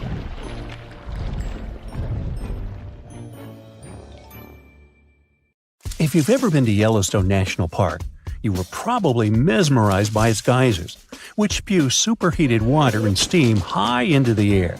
But an even more intriguing thing actually hides underground. I'm talking about that underfoot plumbing system that makes those grand eruptions possible. About that, there's good news. Recently, researchers have succeeded in mapping the national park's hydrothermal plumbing system with the help of a giant flying magnet. As a result, scientists have managed to document all these features in stunning detail. The thing is, Yellowstone houses the world's largest hydrothermal system. It contains over 10,000 features, like geysers, mud pots, hot springs, and steam vents. They're fed by a network of underground water pathways. Those get overheated by magma flowing underground. It causes the water to rise to the surface. Now, no one actually knows much about the workings of this system, but the newly created maps might finally shed light on it. Experts explain that their knowledge of Yellowstone has a subsurface gap. That's why it's often called a mystery sandwich. Scientists know quite a lot about the features on the surface because they can observe them directly. And they know what's going on in the magmatic and tectonic system several miles below the surface. But they haven't figured out what's happening in the middle yet. So, I must tell you about that giant flying magnet used for research. It's known as SkyTem. It was attached to a helicopter and flown over Yellowstone several hundred times, scanning the ground below. The magnet is made up of an 82-foot-wide charged wire loop. Its main task is to generate a strong electromagnetic field. And since different kinds of material, like water or rock, respond to this field differently, scientists managed to create a few subsurface maps for the first time ever. The mapping technique also allowed the researchers to differentiate between magma and bedrock, since they have a bit different magnetic properties. And the team got a chance to see how the magma and water interact and create those mind-blowing geological features on the surface. The team got high-resolution maps to a depth of around 500 and 2,300 feet, and low-resolution maps showing what's going on at a depth of up to 1.5 miles. At the same time, the researchers think that the hydrothermal system itself may stretch as far as 3 miles below the surface. If they're right, it means they've only mapped the top half of Yellowstone's plumbing system. Anyway, remember how I said that scientists know pretty much about the bottom part of the Yellowstone sandwich? They have such a good idea about the tectonic plates and deep fault lines because the park's frequent earthquakes provide them with a lot of opportunities to study different phenomena. In July 2021, for example, more than 1,000 earthquakes rocked the area. These days, the team of researchers knows much more about some famous features, like the Old Faithful Geyser or the Grand Prismatic Spring. They've also found out that individual hydrothermal features on the surface can actually be connected to others, which can be as far as 6 miles away from them. Another interesting discovery is that even though Yellowstone geysers and hot springs vary in size, shape, color, volatility, and chemical composition, they are mostly fed by very similar underground sources. That means that the difference between the features appears closer to the surface. Now, I'm sure you've seen the iconic image of Yellowstone with a large rainbow-colored spring, fiery orange at its edges. So what makes these hot springs so colorful? Surprisingly, these awesome hues come from microscopic creatures. The temperatures in the springs are so high they can easily and quickly cook you. Plus, the water there is super acidic, like the liquid in a car battery. But there are certain types of heat-loving microbes that don't mind these crazy conditions. You can even say they're thriving there. So every ring of a different color is, in most cases, a ring inhabited by different bacteria. And each species is adapted to a particular temperature or pH level, which measures how acidic this or that environment is. For example, take the Grand Prismatic Spring, yes, the iconic one. Its rainbow hues likely hint at the diversity of microbes living there. So, starting from the center of the hot spring, you can see a beautiful aquamarine color there. That's where the water temperature is the highest, reaching 189 degrees Fahrenheit, because this area is right over the underground water source. The water there is too hot even for microbes. That's why what you see is mostly clear water. As for the reason for its blue color, it's the same as why the sky is blue. Sunlight hits the surface of the water and the light scatters, but the blue light scatters the most, getting reflected back to your eyes. Now, the next ring of color is yellow, all thanks to certain cyanobacteria. The temperature in this yellow ring reaches 165 degrees Fahrenheit. If the conditions in the hot spring were a bit different, these bacteria would create a blue-green hue, thanks to a green pigment called chlorophyll. But since the sunlight hitting the spring is too intense, the bacteria start producing another type of pigment. It's called carotenoids. And guess what? It acts as a sunscreen for the bacteria. And since this pigment is orange, the normally green bacteria get a yellowish hue. And finally, we've got that bright orange color closer to the edges of the prismatic spring. It's a bit cooler there, around 149 degrees Fahrenheit. In this part of the spring, you can find several types of bacteria. They all produce substances that give the spring this bright orange color. And finally, right at the edges of the spring, the temperature is cooler, around 131 degrees, and a greater variety of microbes can survive there. All of them combined give the edges of the spring that red-brown hue. But scientists believe that people and their activity may have influenced the colors of Yellowstone's hydrothermal features. For example, in the past, The temperatures in the Morning Glory pool used to be much higher than they are today. That's why its color was a deep blue. But trash has started to accumulate in the pool, and some of it clogged the vent. This caused the temperatures to drop, which led to microbial growth. As a result, that pretty blue color turned into orange-yellow. As for Yellowstone's geysers, the most famous one is called Old Faithful. It got this name at the end of the 19th century because of how regular its eruptions were. This geyser is more active than the others, erupting about 20 times a day. Each of these magnificent events lasts from 1 to 5 minutes, and the fountain of steaming water can reach a height of 180 feet. Now, while talking about Yellowstone National Park, we can't but mention Yellowstone supervolcano, right? Supervolcanoes appear when huge volumes of magma are trying to escape from deep underground. Eventually, they burst through Earth's surface. Sometimes all this magma gets stuck, unable to break through the planet's crust. And then, massive pools of pressurized magma gather at a depth of several miles. The pressure keeps growing because more and more magma is trying to get to the surface. At one point, a super eruption goes off. You don't necessarily want to be around for that. Over the past 50 years, the Yellowstone caldera has risen almost 3 feet. It shouldn't alarm you, though. Experts are sure it's a natural behavior for Yellowstone. Periods of dome-shaped uplift are followed by the caldera lowering. Scientists think the supervolcano doesn't present any danger at the moment. For an eruption to happen, the magma inside has to be at least 50% molten. With Yellowstone, this number is just 5 to 15%. Even better, a recent study made the researchers believe the hotspot might be in a state of decline right now, even despite all the breathing and dome-raising activity. There have been at least 3 other super eruptions in the history of Yellowstone volcano. They happened 2.1 million, 1.3 million, and 640,000 years ago, long before video. The most recent super eruption was dubbed the Lava Creek eruption. It formed the Yellowstone caldera after spilling out 240 cubic miles of rock, dust, and volcanic ash. No thanks, I'll pass. Day 1. A small but powerful tremor is shaking the city of Naples, Italy. The news networks are reporting on the event. The experts believe that Mount Vesuvius, the stratovolcano on the Gulf of Naples, will explode soon. But when? It's erupted many times in the past. In fact, that's how it got its shape. It's made of multiple layers of hardened lava, pumice, and ash. Vesuvius last erupted in 1944, but a major blast happened there nearly 2,000 years ago. It buried the Roman towns of Pompeii and Herculaneum and decimated the surrounding areas. Today, 3 million people live less than 20 miles from the volcano, and 600,000 live in the danger zone. Large eruptions happen every few thousand years, usually after long periods of calm.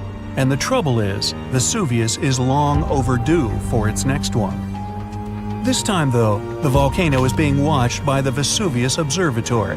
It has seismic stations, special GPS arrays, and satellite-based radar to help it measure ground movement. They also have special equipment to test the chemicals found in the gases coming from the volcano. All of this helps the experts work out whether it's about to go off. But will it? Right now, the magma is more than 6 miles from the surface. Things seemed safe yesterday, but now they're about to take a turn for the worse. Day 3. Another tremor comes in measuring 3 on the Richter scale. All the equipment that's installed near the volcano is now going off. The magma is pushing upwards. It's not at the surface yet, but Vesuvius is definitely restless. 2 more tremors follow in the afternoon. They don't feel like regular earthquakes, and geologists can see the difference in their seismographs. Volcanic quakes register about 4 to 5 less on the Richter scale. Now, the experts are sure it's just a matter of days or weeks until the volcano erupts. Some volcanoes can be restless for months or even years before they go off. But that's not how it goes with Vesuvius. Day 4. The ground starts to crack open, as if a giant creature is trapped in the Earth's crust and is trying to desperately get out for some air. Steam escapes from the little cracks in the soil. Certain areas are hotter than others. If you went there, it would feel like you walked straight into an oven, and it would be hard to breathe.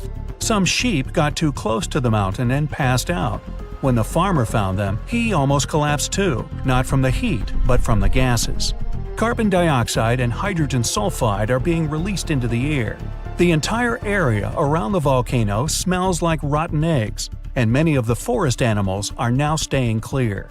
The nearby trees have been absorbing these gases from the soil for days on end now, and they're starting to turn brown. The carbon dioxide levels in the area are skyrocketing, and all the detectors are beeping constantly. Day 6. The tremors are getting more frequent. Experts at the Vesuvius Observatory monitoring the volcano say the quakes are coming from the magma that's being pushed upwards. A few hours later, the national emergency alert goes out. Thousands of local people have around 15 days before the volcano erupts, and they need to evacuate their homes. The 600,000 people in the danger zone start to pack their suitcases and leave in cars and trucks. There's chaos everywhere. But in all that disorder, some people are standing still. They look around, trying to understand what's really going on. A few of them are taking photos of their homes. Others are streaming all the confusion on social media. But the senior citizens are just standing outside, looking at their houses one last time. They hope this is all just a false alarm. It's happened before, but who really knows? Day 7. It was a sleepless night. Plenty of the locals have already left. Some good people from other towns drive to the area to help the residents evacuate faster. There's a massive traffic jam, but everyone expected it. This is why the evacuation started early. Ferries, trains, and buses have canceled their services to help the evacuees. They're all working on a tight schedule to make sure everyone gets out safe without any delays. Some people refuse to leave, but their neighbors eventually convince them to go. It will take 7 days to evacuate everyone, and these people will spread out to other areas of the country, not just to the nearby safe regions. Day 10. More than half of the residents have now left the red zone. After the chaos, there's now silence, and it's interrupted by the eerie sounds of the tremors. Animals are being evacuated too. Many people are now trying to save as many animals from the forest as they can find. Day 16. All 25 of the towns that were at risk have now been evacuated. The red zone is empty. But the tremors are getting stronger, as the volcano is a pressure cooker ready to explode. White smoke rises from the large opening on the mountaintop and the vents on the side. The molten rock moves toward the surface, and the pressurized gases form bubbles, just like the ones you see when you boil food. Suddenly, there are some loud booms, and then an explosion.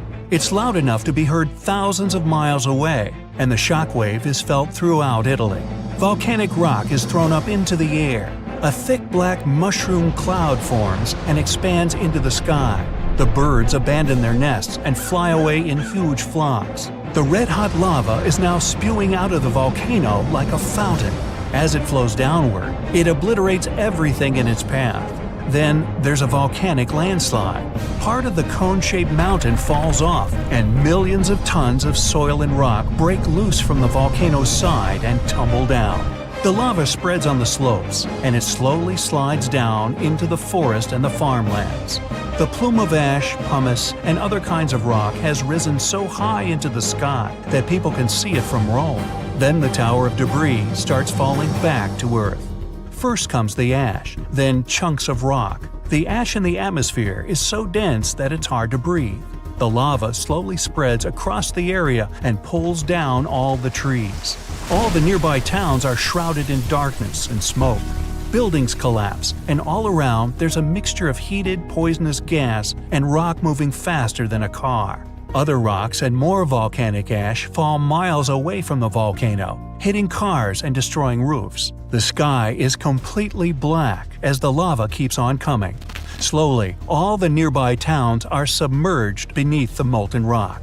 Some of the lava even reaches the sea. Gigantic white steam covers the shore where it falls in, and the magma turns black. Now, a weird neon blue fire appears on the slopes of Vesuvius. This is caused by burning sulfuric gases. They're escaping at high pressure from the cracks in the volcano surface. When they come into contact with the air, they ignite. These blue flames can reach 16 feet into the air. Now, all nearby flights are canceled, and many planes have to change course to reach their destination. Ever since the national alert, no planes have been allowed to fly over the volcano.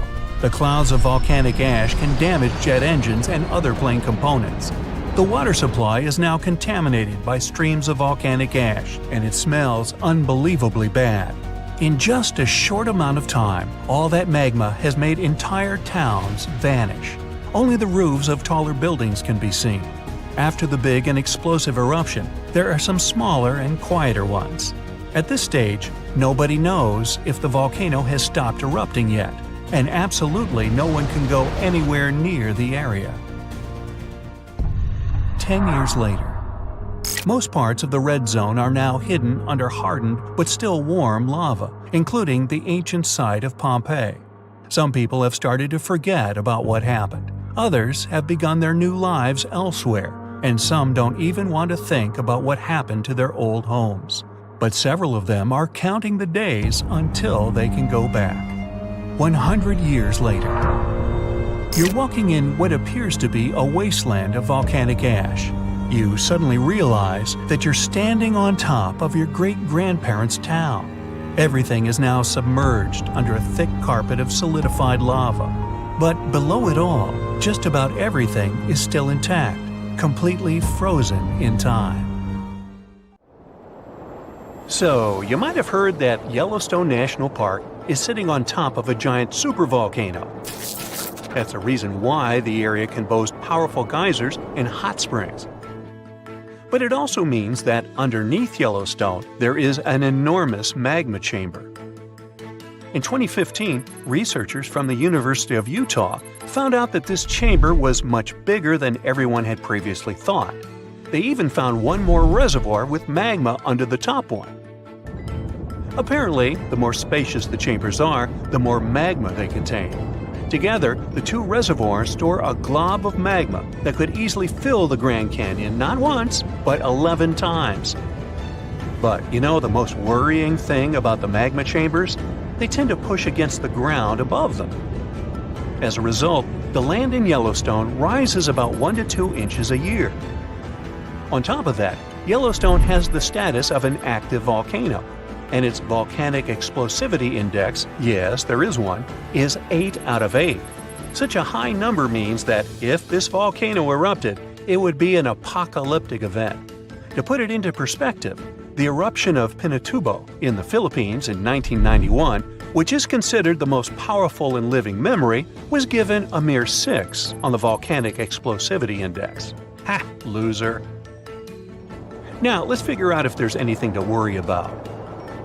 In March 2023, the University of Utah seismograph stations recorded 354 earthquakes in the entire region of Yellowstone National Park. Sounds like a lot. But keep in mind that the most impressive event of the month was a mini earthquake of magnitude 3.7.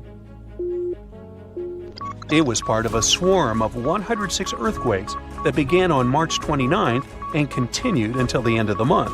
Yep, earthquakes apparently also come in swarms, so be aware. Experts say that Yellowstone's seismic activity is, well, kind of more active than usual, but it's really nothing serious. A geophysicist working at Yellowstone Volcano Observatory called Michael Pollan claims that the volcano won't erupt anytime soon. For this to happen, there must be enough magma ready to erupt beneath the surface. Whew. There should also be enough pressure to cause this magma to rise. But neither of these conditions exist today. According to the expert, Yellowstone is stable now. At the same time, Pollan and his team are keeping track of all kinds of underground activity, looking for warning signs of possible eruptions. Some of them can be the frequency of earthquakes and ground deformation. Thousands of mini earthquakes, coupled with extreme changes in the surface of the ground in that area, can be alarming. The team also monitors the temperature of the park's thermal features. That's another noteworthy sign of a potential disaster. park-wide changes in geyser activity, as well as gas and thermal emissions. So, despite the media claims that Yellowstone is due to erupt soon because the last eruption happened 70,000 years ago, that's not how volcanoes work. Experts say that it's one of the most popular misconceptions about volcanoes. They don't follow timelines. If a supereruption did happen, though, the most worrying thing for us would not be the lava flows, and not an earthquake that would most likely accompany the natural disaster. No, the worst consequence of such a supereruption would be ash and ashfall. Let's have a look at what it was like when the Yellowstone volcano erupted many years ago. There have been at least 3 supereruptions in the history of the volcano. The most powerful of them was 2,500 times more devastating than the terrifying eruption of Mount St. Helens in Washington state in 1980. As for the most recent supereruption, it was dubbed the Lava Creek eruption. It formed the Yellowstone caldera after spewing out an insane amount of dust, volcanic ash, and rock into the air. Recently, scientists have also learned about 2 other previously unknown supereruptions that happened around 9 and 8.7 million years ago. The younger of the 2 is now considered to be the largest recorded event of the whole Snake River Yellowstone volcanic province. Anyway, let's have a look at what was going on all those millions of years ago. Because I wasn't around then, so we're all assuming this stuff based on evidence. The first signs of the disaster appeared long before the catastrophe broke out. For thousands of years, the heat had been welling up from within the planet's insides. It had been melting rock beneath the planet's crust and leaving behind huge chambers. They were filled with a pressurized mixture of semi-solid rock, magma, water vapor, and different gases, including carbon dioxide. All this scorching underground soup was expanding since more and more magma arrived with time. The land over the volcanic system was rising upward almost unnoticeably. A year before the supereruption, Yellowstone gave a warning, a burp maybe, but that long ago there was no one who could interpret these signals. Plus, those alarming processes were mostly going on underground. For example, decompression releases gas bubbles. While bursting, such bubbles can often power particular kinds of eruptions. Months before the eruption, small-scale earthquakes became more frequent and more intense. The ground in many spots all over the supervolcano got hotter than it used to be. Surface lakes and groundwater also became warmer. If people had been around at that time, they would have noticed unusual steam fogging in that area. Not long before the eruption started, the growing pressure pushed the ground over the magma chamber up. This created a dome-shaped uplift. Narrow cracks started to open along the edges of this dome. Imagine opening a bottle of soda after you've shaken it. Something like that was happening near the volcano. Think Mentos and Diet Coke. The pressure was released through the fractures when gases were bursting out from under the surface. So right before the disaster, the ground around the Yellowstone volcano lifted. Geothermal pools and geysers heated up to boiling temperatures and got more acidic than usual. The magma started to rise toward the surface. At one point, the rock roof of the magma chamber couldn't resist anymore, and the eruption kicked off. Small but constant tremors began to move the ground days before the catastrophe. But the real shaking didn't start until several minutes before the eruption.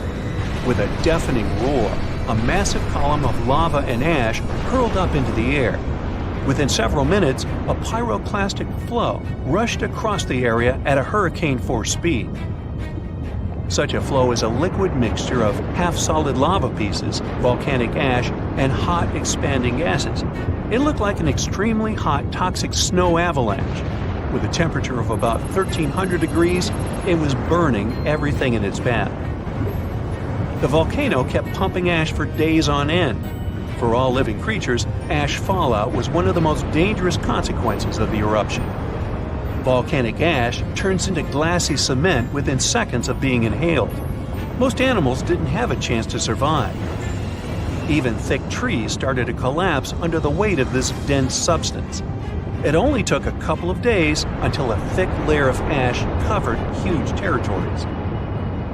After the ash got into the stratosphere, the temperatures all over the world started to drop. The eruption was rich in sulfur, which is an effective sun blocker. That's why it soon got so cold that there was no summer in the whole world for the next several years. Animals couldn't find food and clean water. This natural disaster, called the Gray's Landing supereruption, was colossal. That's how researchers described it in their recent studies. It affected a huge territory. The streams of lava enameled an area as large as New Jersey in scorching hot volcanic glass. It instantly sterilized the land surface, wiping out all the plant life that had been thriving there before. Now, if such an eruption were to happen these days, it would cover Colorado, Utah, and Wyoming with almost 3 feet of toxic volcanic ash. Many regions would be plunged into darkness. Even the coast, where most Americans live, would experience problems with the spread of the ash cloud. It would destroy crops and contaminate pastures, ruin power lines and electrical transformers. Well, so I'm sure you'll agree with me, it's a good thing that such a disaster isn't expected to occur anytime soon. Hey, we got enough other stuff on our plate. Our planet's biggest and meanest supervolcanoes are waking up. When they erupt, you'll surely notice it, even if you live thousands of miles away from the epicenter. Scientists are worried we might not have enough time to prepare and deal with the consequences of a supereruption. There's some volcanic activity close to the Italian city of Naples. And no, it has nothing to do with the famous Mount Vesuvius, but with another volcano. This one is harder to see as it doesn't have a tall peak like Vesuvius. But don't let this bad guy trick you. It could be way more dangerous than its giant neighbor. It does have a huge crater that's about 8 miles wide. This volcano is called Campi Flegrei, and it's actually one of the largest volcanoes in Europe, sitting under the town of Basalt. So, Campi Flegrei erupted 39,000 years ago with a bang so massive it spread ash across the whole Mediterranean region. It also caused the temperature to drop by over 16 degrees Fahrenheit across Eastern Europe. It was the biggest volcanic eruption in Europe in 200,000 years. Since then, Campi Flegrei has had smaller eruptions, and the last one happened in 1538. Now the area is full of small craters, hot springs, and bubbling pools, and they're all proof that this volcano is still very much alive and brewing something. Since the early 2000s, the ground in the giant crater and the town nearby have been slowly rising by about 1 to 1.5 inches every year. There were at least 150 earthquakes that shook this supervolcano lately. In May 2024, there was a 4.4 magnitude in the area, the biggest in the last 40 years. Residents had to leave their homes and camp outside, fearing there would be more earthquakes. No one knows how Campi Flegrei is going to behave in the following months or years, but the authorities are organizing evacuation exercises to prepare the population just in case. The Italian volcano looks like an innocent kitten compared to the real giants like Yellowstone. For a volcano to deserve the title of a super one, it must be able to produce catastrophic scale eruptions and eject huge amounts of magma, ash, and volcanic gases. The Yellowstone giant meets these criteria. Even though it moves from time to time, the Yellowstone supervolcano hasn't erupted for 640,000 years. But when it does wake up, it might erupt with incredible power, about the same amount as 10 huge nuclear power stations can produce. Under the ground, beneath Yellowstone, there's a super hot area full of molten rock called magma. As more magma moves into a big space called a magma chamber, the ground above starts to swell or rise. When the magma cools down, the ground falls. Between 2004 and 2009, the ground at Yellowstone rose by almost 10 inches, but then it started to slowly go back down in 2010. Scientists aren't sure if it's going to erupt anytime soon. There's also another big volcano called Long Valley in California that has been active since 1980, and it can be a really big threat. Scientists studying this supervolcano found out that before its biggest eruption, 760,000 years ago, the buildup may have taken less than a year. Now, that's bad news, because a supervolcano eruption can have a huge effect on the world, like the eruption of the Toba volcano in Sumatra around 74,000 years ago. It became the biggest volcanic eruption the Earth had seen in 28 million years. It covered parts of Indonesia, India, and the Indian Ocean with a thick layer of volcanic debris, almost like a 6-inch blanket. The amount of rock it spewed out was like stacking nearly 3 million Empire State Buildings. The giant crater it left behind can still be seen from space. All the ash and gases shot up into the air and blocked some of the sunlight.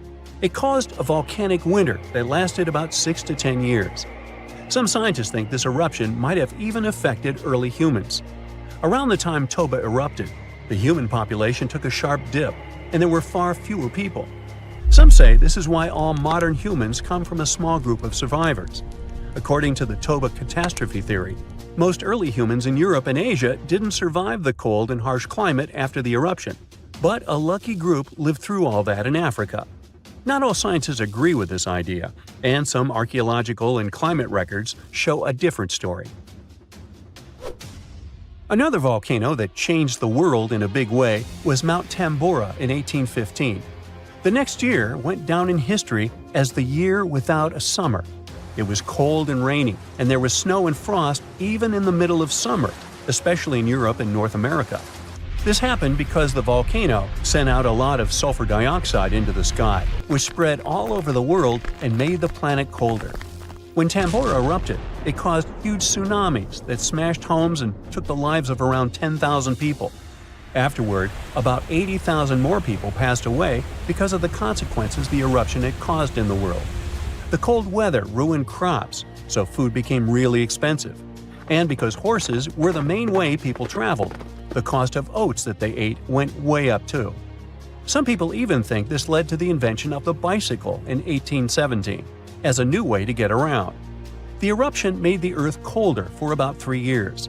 Now, even though the Tambora eruption was so powerful, Krakatoa, another volcano in Indonesia, stole the show when it erupted in 1883. It was just easier to spread information about it through telegrams and photos. Its final blast was the loudest recorded sound in history, and people could hear it on 10% of the entire Earth's surface. The eruption started a tsunami with waves about half as tall as the Statue of Liberty. Now, if we only had 12 months to prepare for a supervolcano eruption, it would be really hard to store enough food and get ready. But don't panic just yet. Supervolcano eruptions are very rare, and the last one happened 26,500 years ago in New Zealand. Scientists think that a super eruption happens once every 100,000 years on average. But the sad part here is that the Earth doesn't follow a perfect timeline. There could be clusters of super eruptions with shorter gaps between them and then longer quiet periods. Since there have already been 2 super eruptions in the last 100,000 years, there's always a chance one could happen again sooner than we expect. Plus, although there are places like Yellowstone and Long Valley where we expect volcanoes to erupt, there are less obvious possible hotspots. In Chile, there's a volcano called Laguna del Maule that has erupted in the past and left behind a huge crater. Over the last 20 years, the ground there has been swelling really fast, rising up to almost 1 foot a year. Some people are worried that this could be a sign of a big eruption coming. But scientists say there's not enough magma yet to cause a super eruption. In Bolivia, the Juturancu volcano is also acting up. It's part of a group of volcanoes that have caused super eruptions in the past. Since the 1960s, the ground around Juturancu has been lifting, but the last eruption was 250,000 years ago. Even though the magma might be rising, it's not enough to worry about just yet. The chances of a super eruption happening during our lifetime are 1 in 1,400, which is pretty low, so you don't need to worry too much. But just like someone wins the lottery every week with the ground shakes beneath you, the pictures rattle on the walls, you hear a rumble off in the distance, then boom, a deafening explosion. The shockwave blasts through the windows and sets off car alarms. You duck under the dining table for cover, but then you remember you live not far from a supervolcano in the middle of a tropical jungle. So staying in one place isn't a good idea. The shaking finally halts. You take this chance to peek outside and see a giant cloud of smoke covering the sky. It's lunchtime, but you wouldn't know it. The sun is completely veiled and darkness falls. The power's out in the whole city. In this darkness, you see red molten lava shooting from the sky and spilling on the rim. You run outside along with dozens of your neighbors. Your priority right now, find safe shelter and fast. You think about taking the car, but with everyone running on the road, that's a no-go. So you run on foot where the crowd is going. Supervolcanoes are in a league of their own when it comes to natural disasters. Surprisingly, it's not all about size or height. A volcano is dubbed super if it erupts more than 240 cubic miles of magma. That's more than enough to overfill Lake Erie. It must also have a history of erupting and a magnitude of 8 on the Volcanic Explosivity Index. The largest active volcano on Earth is Hawaii's Mauna Loa. It's so big, it would cover the entire state of Rhode Island plus some. And next time you see a commercial plane flying high in the sky, remember that 30,000-some-foot altitude is about as tall as Mauna Loa is from base to summit. It's technically taller than Everest when you measure it like that, yet it's not considered a supervolcano. So you're running along the dark road not knowing and barely seeing where to go. Then, all of a sudden, a massive flaming boulder smashes through the bridge in front of you. You and everyone else are now stranded on the side of the volcano, as it's getting more chaotic each second. Most of the crowd disperses, finding their own ways to safety. You remember there's a way to the other side not many people know about, but you'll have to cross a raging river through the dense jungle. You calm what's left of the crowd, and everyone follows you to your secret getaway. You finally get out of the city limits and head into the jungle. With the sky already dark, the tall trees and thick leaves make it almost pitch black. Everyone gets out their phone flashlights to navigate through the dark path. You all need to stick together and make sure nobody gets lost. Suddenly, fiery rocks strike the trees not far from you. Everyone jolts and tries to rush ahead, but nowhere is safe when it's raining scalding fire all around. You and your group have to pick up the pace or else. Imagine a typical avalanche or mudslide, very dangerous situations on their own. Now, imagine an avalanche of lava rocks and lava sliding down a mountain instead of mud. That's what's making its way towards you right now. More and more people catch up with your group and bring news that the entire neighborhood is submerged in lava. It's traveling quicker than you thought. You can never really predict how fast a lava flow will be until you see it. It all depends on how thick it is and how steep the mountain slope.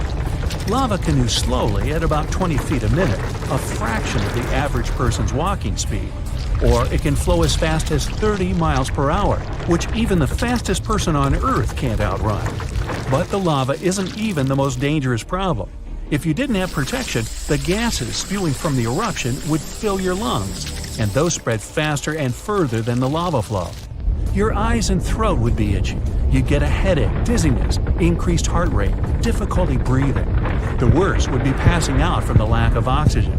Luckily, everyone managed to grab their gas masks before leaving their homes. You're now entering the treacherous terrain of the jungle and the danger zone. Everyone's phone batteries are giving out one by one, so your vision is even more limited. The terrain is tougher and you can't hear any sounds from the river. At this point, you're not even sure if you're going the right way. But your instincts tell you the deeper you go, the safer you'll be. The path is muddy, and the vines are hindering everyone's movements. That's when you hear something big running through the jungle. It's coming up on you fast. You can't see a thing until it's right up on you. A bear! And there goes a rhino. Wild cats, domestic cats, dogs, different creatures of all sizes and species. They all come running through the jungle right past you. You and your fellow humans aren't the only ones fleeing from the eruption. The rumbling is still going on. Before you know it, a shower of fire rock strikes right behind you and ignites parts of the jungle. There's no going back. Everyone picks up and runs for it. You hear thunder in the distance. A flash of lightning lights up the dark sky. You think, finally, some rain to wash away this fiery nightmare. But that's not a regular storm brewing. These giant smoke clouds can mimic a thunderstorm under similar conditions. Your luck finally pays off. You hear the river straight ahead. You reach the bank and have to hop on some stones to get to the other side. You almost slip when someone from the group catches you just in time. Whew, that was too close. Not far down the river is a large waterfall leading straight to a shallow lake with sharp rocks at the bottom. The ash from the lava falls like snow, covering most of the trees and landing on the river. Ash is one of the most dangerous things about volcanic eruptions. You're soaked to the bone, but it's a lot better than ash and smoke. And then the rest of the group follow. The next thing you know, the river starts steaming as lava meets the bank and runs into the water. You try your best to speed things up. The lava can heat this water up to dangerous levels, and there are still people slowly crossing the river on the slippery rocks. Luckily, you manage to get everyone across. Well, almost everyone. You turn around and see someone's leg got caught between two rocks. The lava continues to pour into the river. You can feel the heat of the steam. You rush back to this person and try to pull them out. Their leg won't budge. Someone else from the group comes to help, and you're finally able to pull them out in the nick of time. You and everyone else, now exhausted from your trek, keep going as far as possible. That's when you see the main road that connects you to the broken bridge.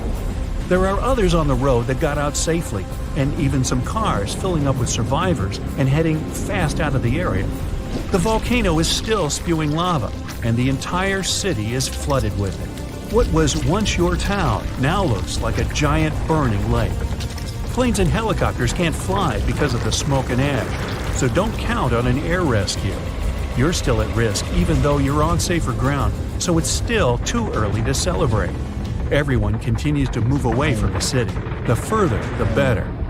The ground continues to shake, but this time it's even more intense than before.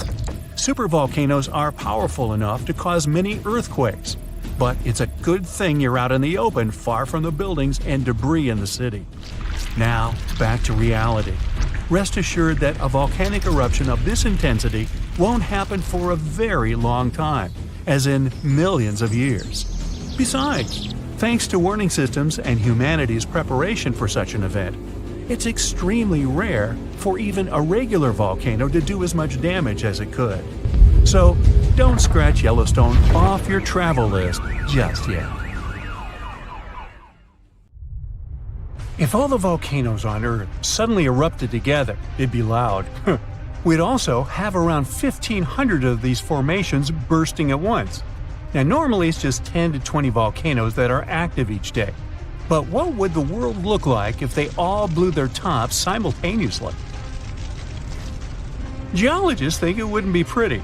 Even if only the land volcanoes erupted together, it would set off a chain reaction way worse than anything we've ever seen before. The two big problems would be ash and volcanic gases. While the explosions in lava would be damaging for people nearby, the real danger lies in what happens next. A thick layer of ash would cover the planet, blocking out sunlight completely.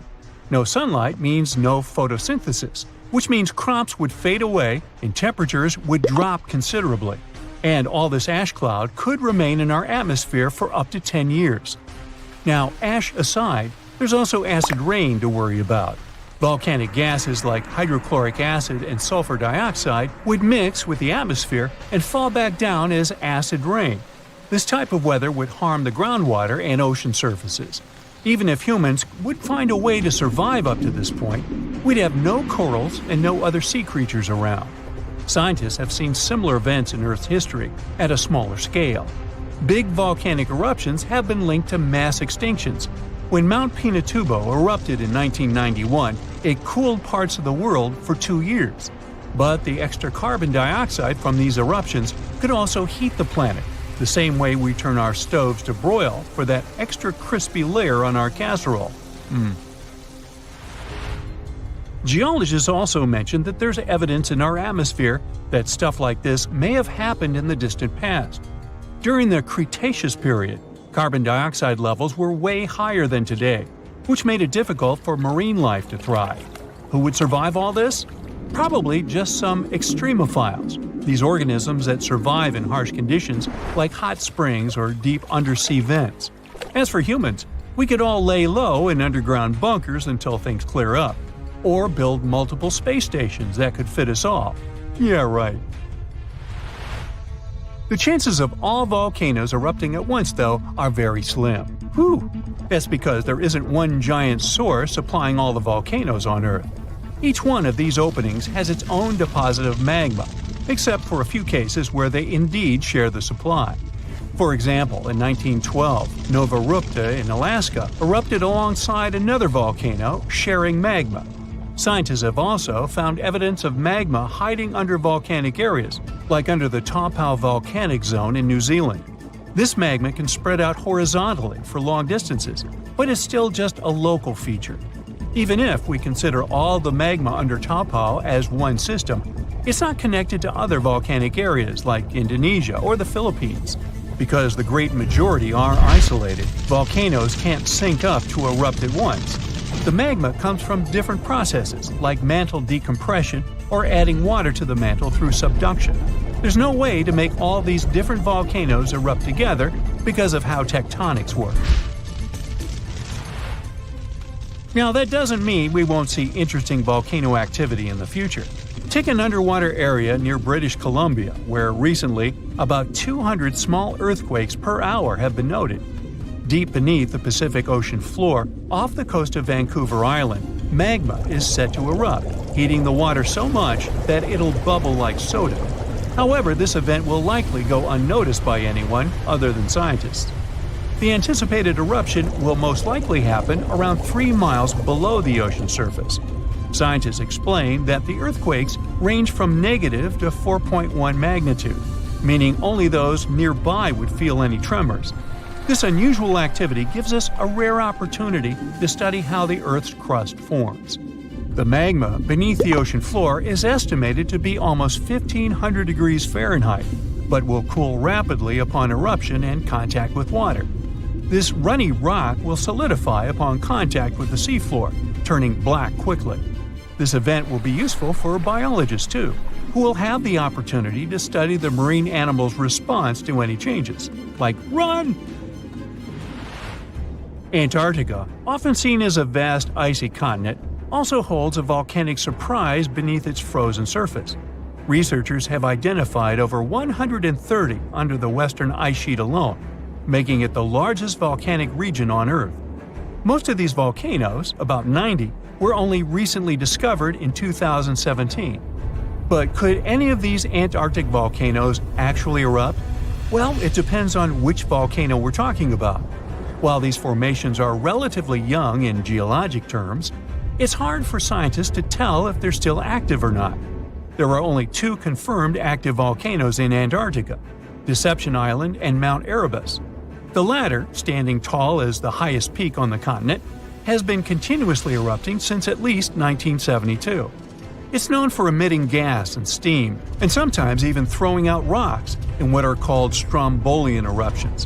One of its most notable features is a persistent lava lake in its crater, a rare phenomenon due to specific conditions needed to keep the surface molten.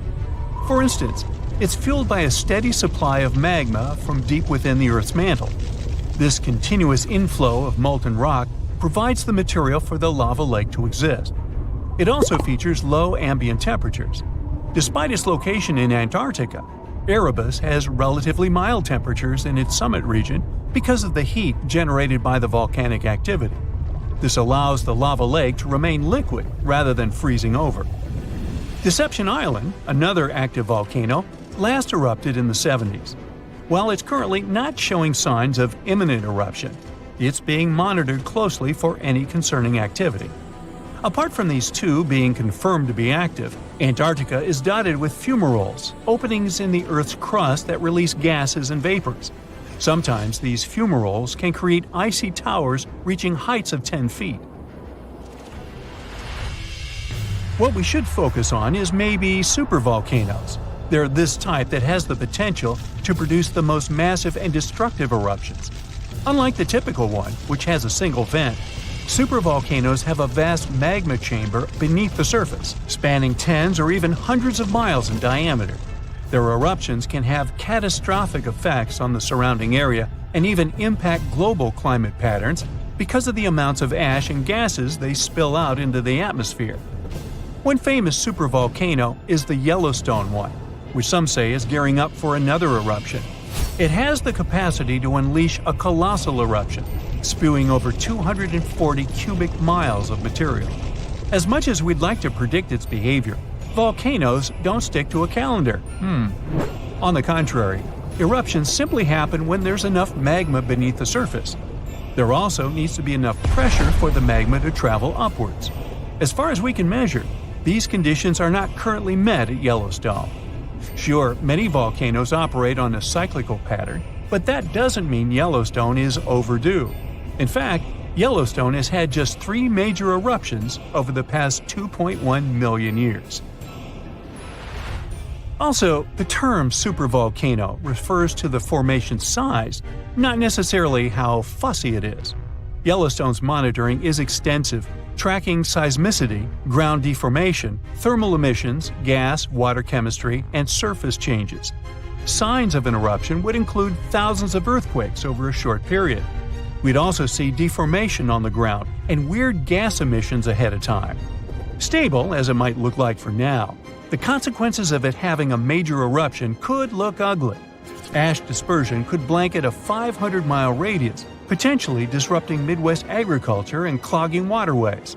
Ash and gas emissions into the stratosphere could induce global climatic effects, making our planet colder for several years. And yes, we've seen some research that it shows there's more liquid molten rock under the Yellowstone volcano than scientists believe. But that doesn't translate to imminent danger. Imagine standing in the middle of Europe 40,000 years ago. The landscape is rough, cold, and unforgiving. Fast food is scarce, and there's no internet. Suddenly, from out of the woods steps a figure, stocky, strong, and with a face that is quite unusual. This human looks similar to us, but something about them is different. Their brow is heavy, their nose is broad, and their body seems to be built to fight nature itself. Well, congrats! You've just met a Neanderthal. You might have thought that Neanderthals were basically ancient humans, but that's not really true. We come from the same genus called Homo, but we, all modern humans, belong to one same species called Homo sapiens. However, there used to be lots of human species before, and Homo neanderthalensis was just one of them. And they actually were kind of cooler than us. So what in the world has happened to them? Neanderthals lived for a long time, for about 360,000 years, across Europe and parts of Asia. 40,000 years ago, the place we now call southern Italy was sitting on top of a huge disaster, a massive supervolcano called Campi Flegrei. This big boy is huge, about 9 miles wide. That's about 10 to 20 minutes in a car to get across it all. But there were no cars then, remember? At the time, it was quiet for a while, but one day, suddenly, it blew in what became one of the biggest volcanic eruptions Europe had seen in 200,000 years. The catastrophe was so crazy that ash, gases, and debris altered the climate across the entire continent. What comes next is usually called a volcanic winter. Average temperatures drop, the sky gets darker, and life becomes even harsher than it already is. The eruption, known as the Campanian Ingumbrite, caused Europe to cool by as much as 7 degrees Fahrenheit.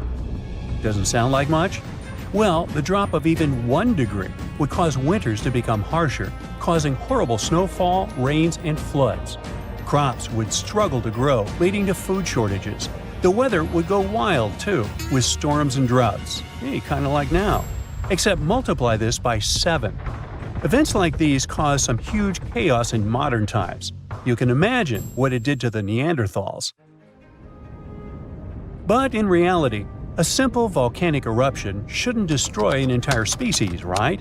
Well, yes. The truth is, the Neanderthals were already hanging by a thread back then, and all because of us. They've been in a tough spot for a while. They lived in places that are now parts of Europe, Western Asia, and the Middle East.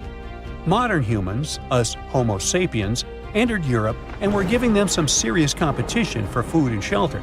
Homo sapiens were sneaky dudes, better at finding food, easily adapting to different environments, and using more advanced tools. We were pushing Neanderthals out, trying to get the same resources. We literally made their extinction a slow and very unpleasant process. So, while the volcano definitely made things worse, it wasn't their only problem, and they didn't completely disappear after the eruption. Some of them hung on in isolated places, like Gibraltar, for another 12,000 years. That's because it's likely most of the severe cooling actually happened farther east, away from where the Neanderthals were trying to survive, and it didn't hit their homes as hard as we thought. In fact, the eruption may have even helped them, at least for a while. Some scientists say that the volcanic fallout might have slowed down modern humans' expansion into Neanderthal territory and gave the poor fellas a little more time to survive. So, the Campi Flegrei eruption was a nasty event, but it only delayed the inevitable. Campi Flegrei is a wild card. It's also known as the Fields of Fire. The air itself there is thick with legend. The Greeks and Romans believed this volcano was the gateway to the underworld. Even an ancient Roman poet, Virgil, mentioned this in his famous story, the Aeneid. The hero Aeneas must descend into the underworld, and this place is exactly where he starts. Back in the day, this landscape was full of Roman villas, spas, and fish ponds. The elite had the time of their lives there. What they didn't know, though, was that they were standing on treacherous ground that could go crazy at any moment. The Campi Flegrei is not your typical volcano. You'd imagine a single towering peak, but the landscape looks deceivingly calm, with small features popping up here and there. But if you flew above it, the sight would be insane. A gigantic circular basin, peppered with volcanic cones and craters, like scars from the Earth's violent past. The danger here lies in its subtlety. The ground beneath your feet is constantly shifting, even when you don't notice it. Every so often, the land rises, only to sink again, sometimes by several feet, as magma or gas moves beneath the surface. It's incredibly creepy. The risk is almost invisible.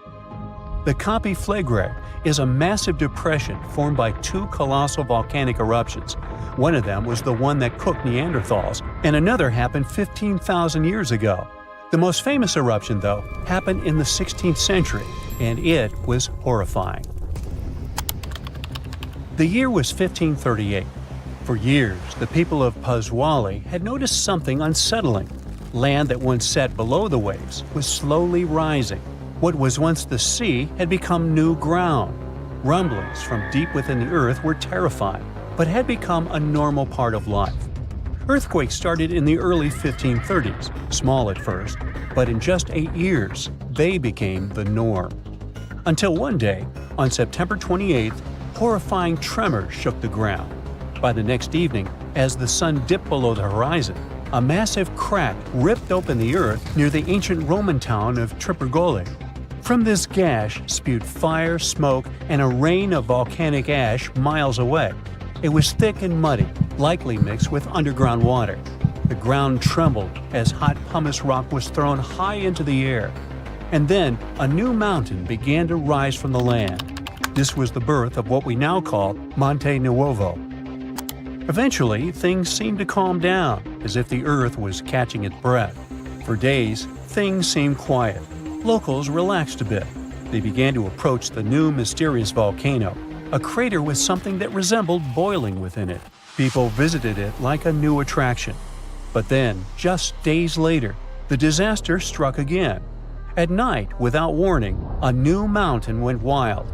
A blast from the southern flank hurled scoria, chunks of jagged volcanic rock, into the air. This one was fatal for 24 people. The debris found afterwards was huge and coarse. For centuries after, the only signs of life from the Monte Nuovo were small fumaroles, jets of gas seeping from the earth. But then, even those faded away. Now it's just a lush green cone, a pretty sleeping giant.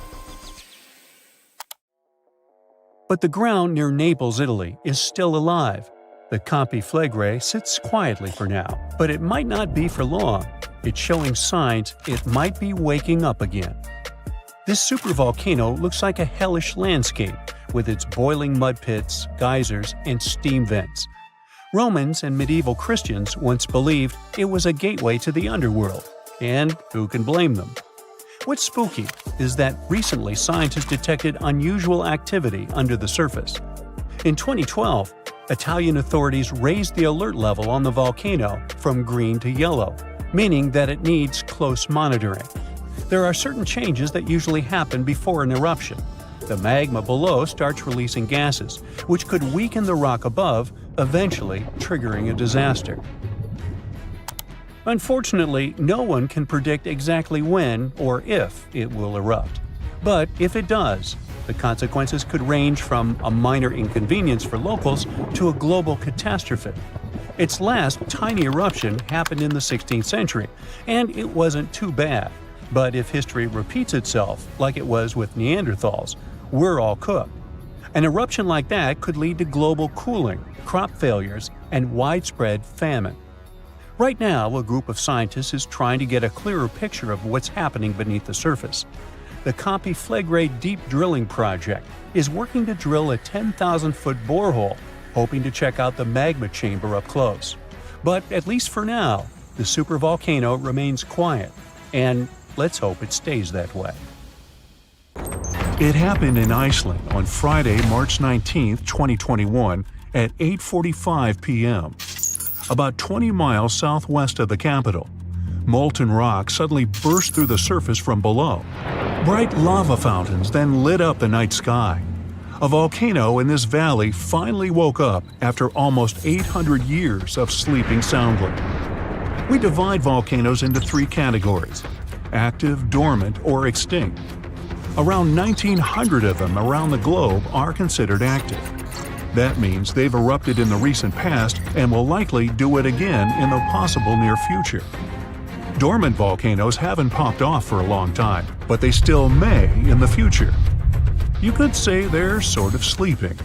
As for extinct ones, those guys haven't done anything in more than 1 million years. The eruption in Iceland wasn't super explosive, and this all happened 6 miles from the nearest town, so everyone was perfectly safe. Many even came to see it up close, while other brave visitors tried to fry eggs and bacon on the lava. Just be careful not to burn your breakfast black.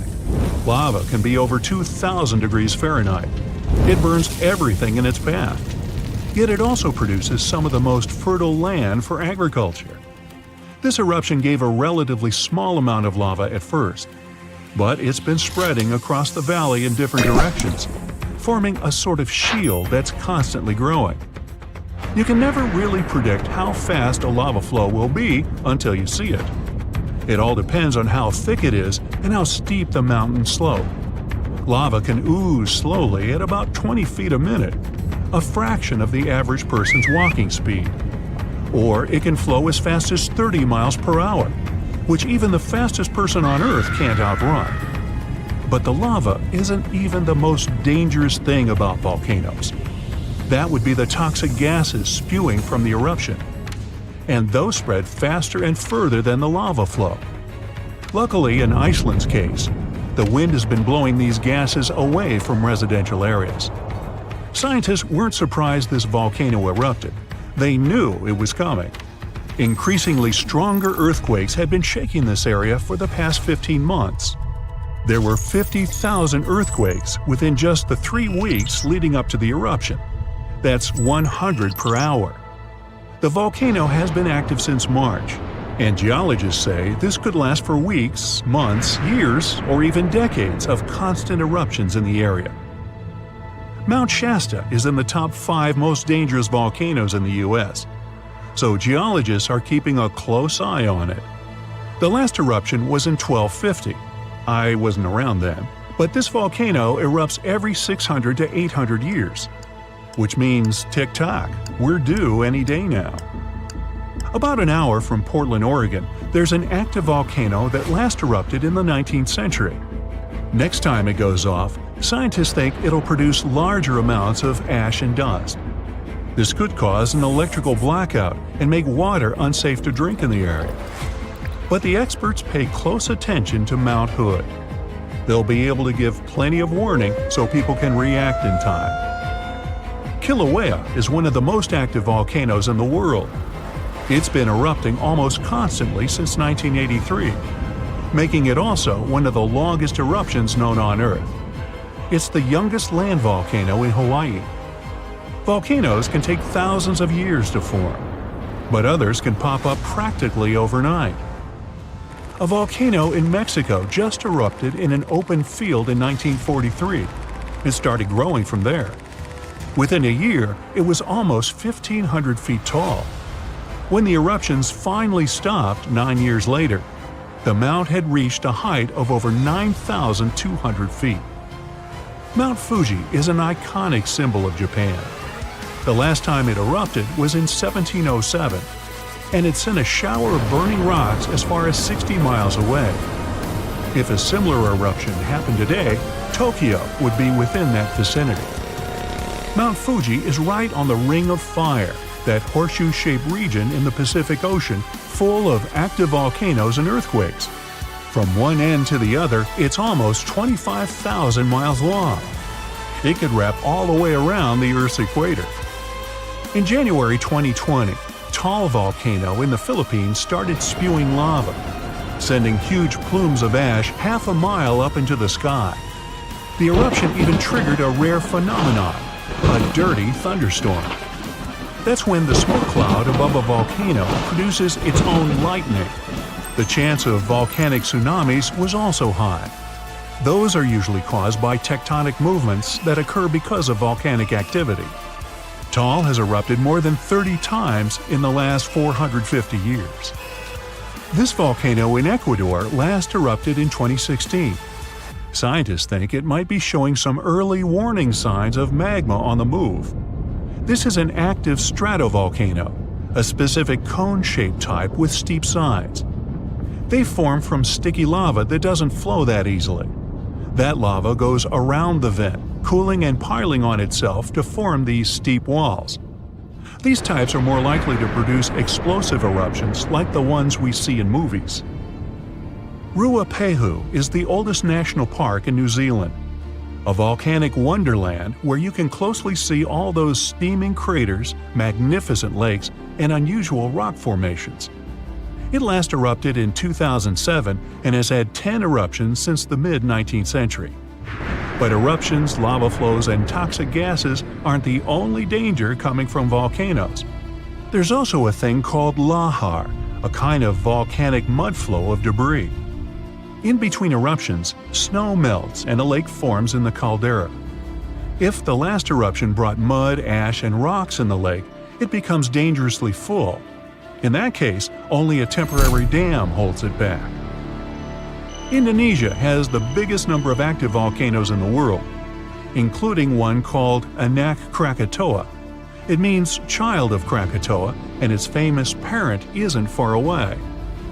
A huge tsunami in 2018 partially woke Junior, a scary thought since Senior had one of the most powerful eruptions ever seen on this planet in 1883.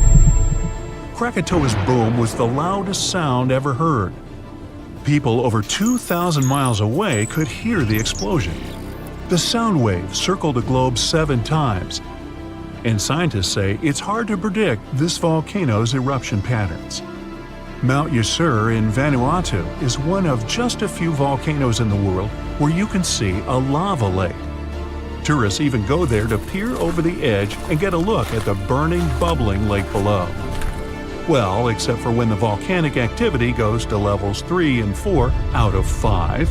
That means there are more intense earthquakes, volcanic tremors, or steam, gas, or ash ejections. Then this place is off limits because, duh. This volcano in the DR Congo has the most active and largest lake volcano in the world. And all that lava is unusually fluid, meaning it travels faster and further than the stuff coming out of most volcanoes. It's certainly not amongst the tallest ones, but Ethiopia's Erta Ale is unique in that it has a lava lake almost constantly, which is pretty rare. The locals call it a smoking mountain because its lava lake often causes eruptions. This volcano is near the Danakil Depression, one of the hottest places on our planet. Merupi has been erupting on a regular basis since the mid-16th century. This volcano helps scientists do crucial research on how eruptions work. and how they can warn people in time. After it was dormant for a while, this volcano in central Mexico sprang back to life in 1994. Ever since then, it's been producing huge mud flows and strong explosions in unpredictable intervals. In the past, enormous eruptions coming from this giant buried entire cities in pyramids. Imagine staying in a hotel and waking up to the magnificent view of a massive volcano covered in glowing rivers of lava and clouds of ash. When it lets off heat, visitors to this area in Guatemala take a chance to roast some marshmallows there. One of the most active volcanoes on Earth is on a small island north of Sicily. Stromboli has regular explosions, together with glowing lava coming from vents inside the crater. Not too far away is Etna, Europe's most active volcano and one of the biggest continental ones in the world. By the way, Earth definitely isn't the only planet with volcanoes. The largest one in our solar system is on Mars. It would cover the entire state of Arizona, and it rises nearly 3 times higher than Mount Everest. Ooh, don't look down. You step on the surface of the moon. It's unusual. You definitely feel lighter here, and it's easier to walk. You decide to check out that obsessive idea of yours. Jump on Earth's natural satellite.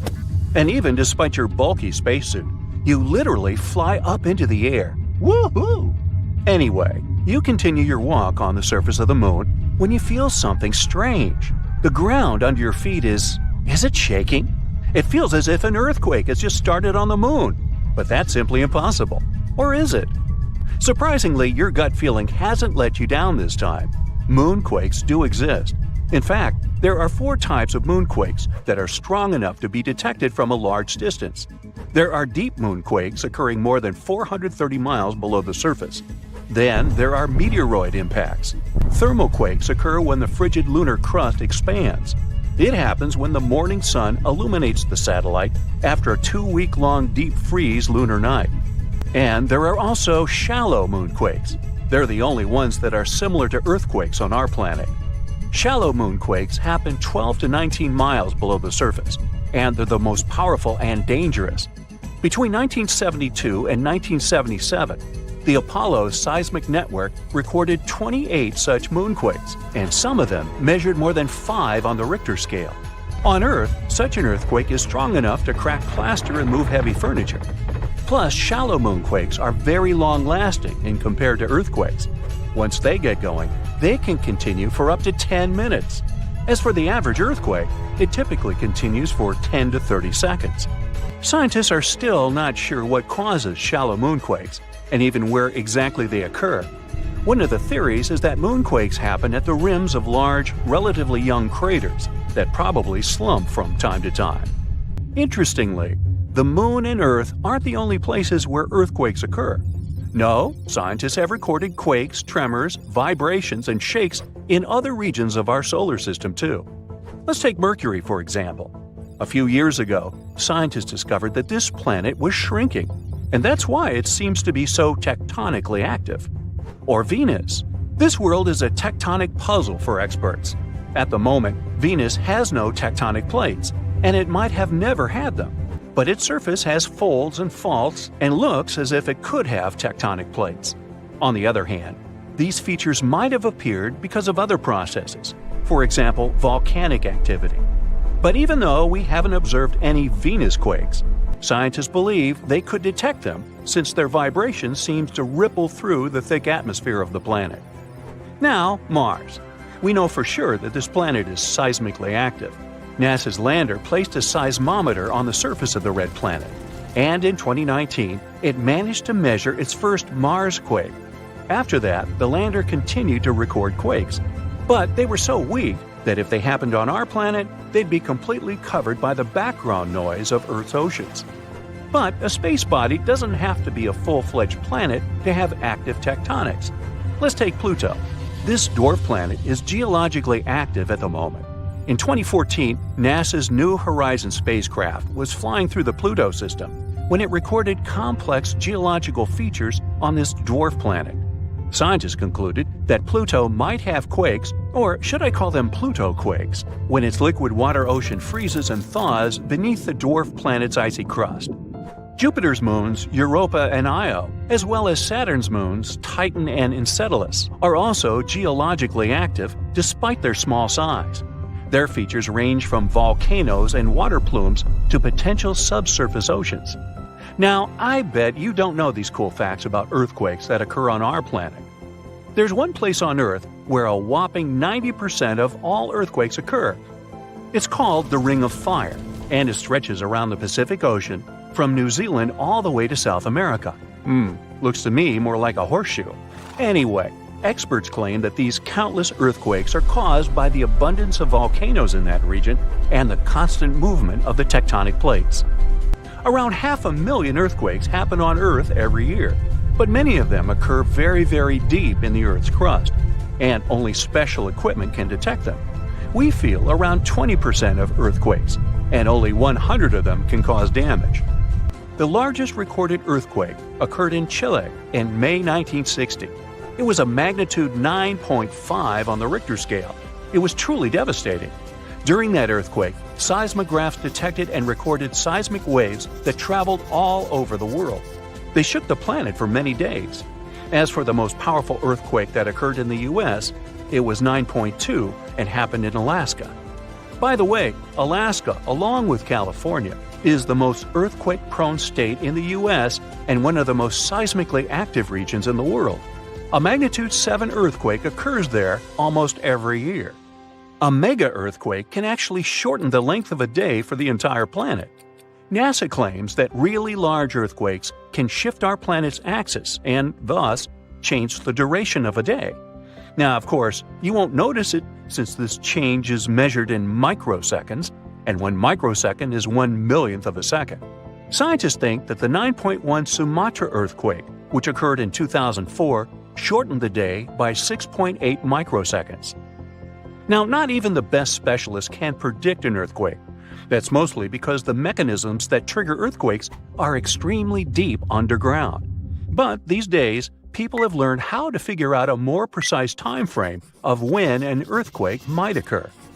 Earthquakes can be triggered by volcanic eruptions or, let's say, meteor impacts, but most of them are caused by the movements of our planet's tectonic plates. Earth's surface consists of 15 to 20 constantly moving tectonic plates. Pressure increases when they shift, and this can make the crust of our planet break. San Francisco is moving toward Los Angeles right at this moment. The speed of its movement is about 2 inches per year. That's as fast as your fingernails grow. It's happening because the two sides of the San Andreas Fault, which is the continental fault extending 750 miles through California, are slipping past each other. So, in several million years, Los Angeles and San Francisco will be neighbors. Lakes, ponds, and canals become slightly warmer and start to stink before an earthquake. It happens because gases get released when tectonic plates shift. Most animals feel these signs and change their behavior. For example, scientists noted toads completely disappearing before an earthquake in Italy in 2009. But as soon as the natural disaster was over, they returned. Even after an earthquake is over, you might still see water sloshing around in your swimming pool. There's no need to worry. This is a phenomenon called a seiche. The water can keep sloshing around for hours after the earthquake is over. For example, the pool at the University of Arizona lost some water from a seiche caused by an earthquake in Mexico that occurred 1,200 miles away. On February 27, 2010, a massive earthquake started in Chile. It measured 8.8 on the Richter scale. As a result, Earth's crust in that region was ripped so dramatically that a city called Concepcion moved 10 feet to the west.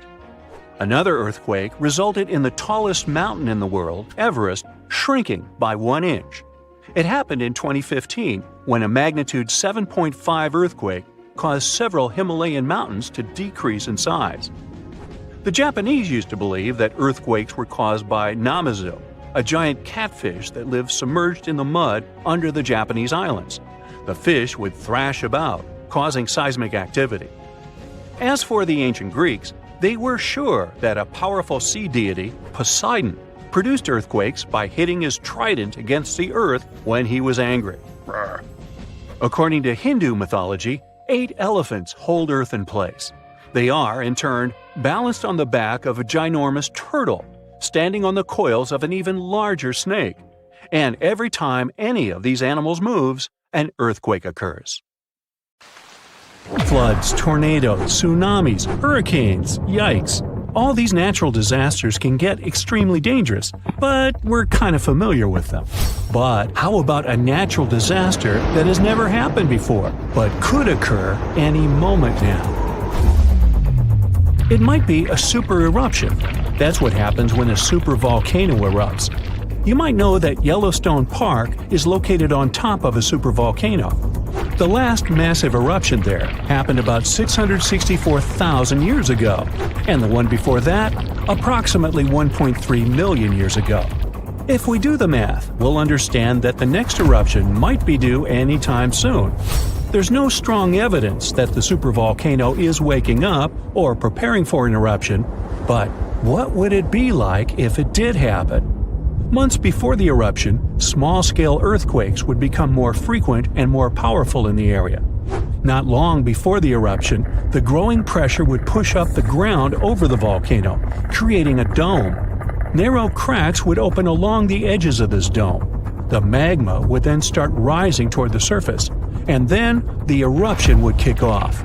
A massive column of lava and ash would shoot up into the air to a height of over 16 miles. The volcano would keep pumping ash for days on end. The air in that area would heat up to 570 degrees Fahrenheit. For all living creatures, ash fallout would be one of the most dangerous consequences of the eruption.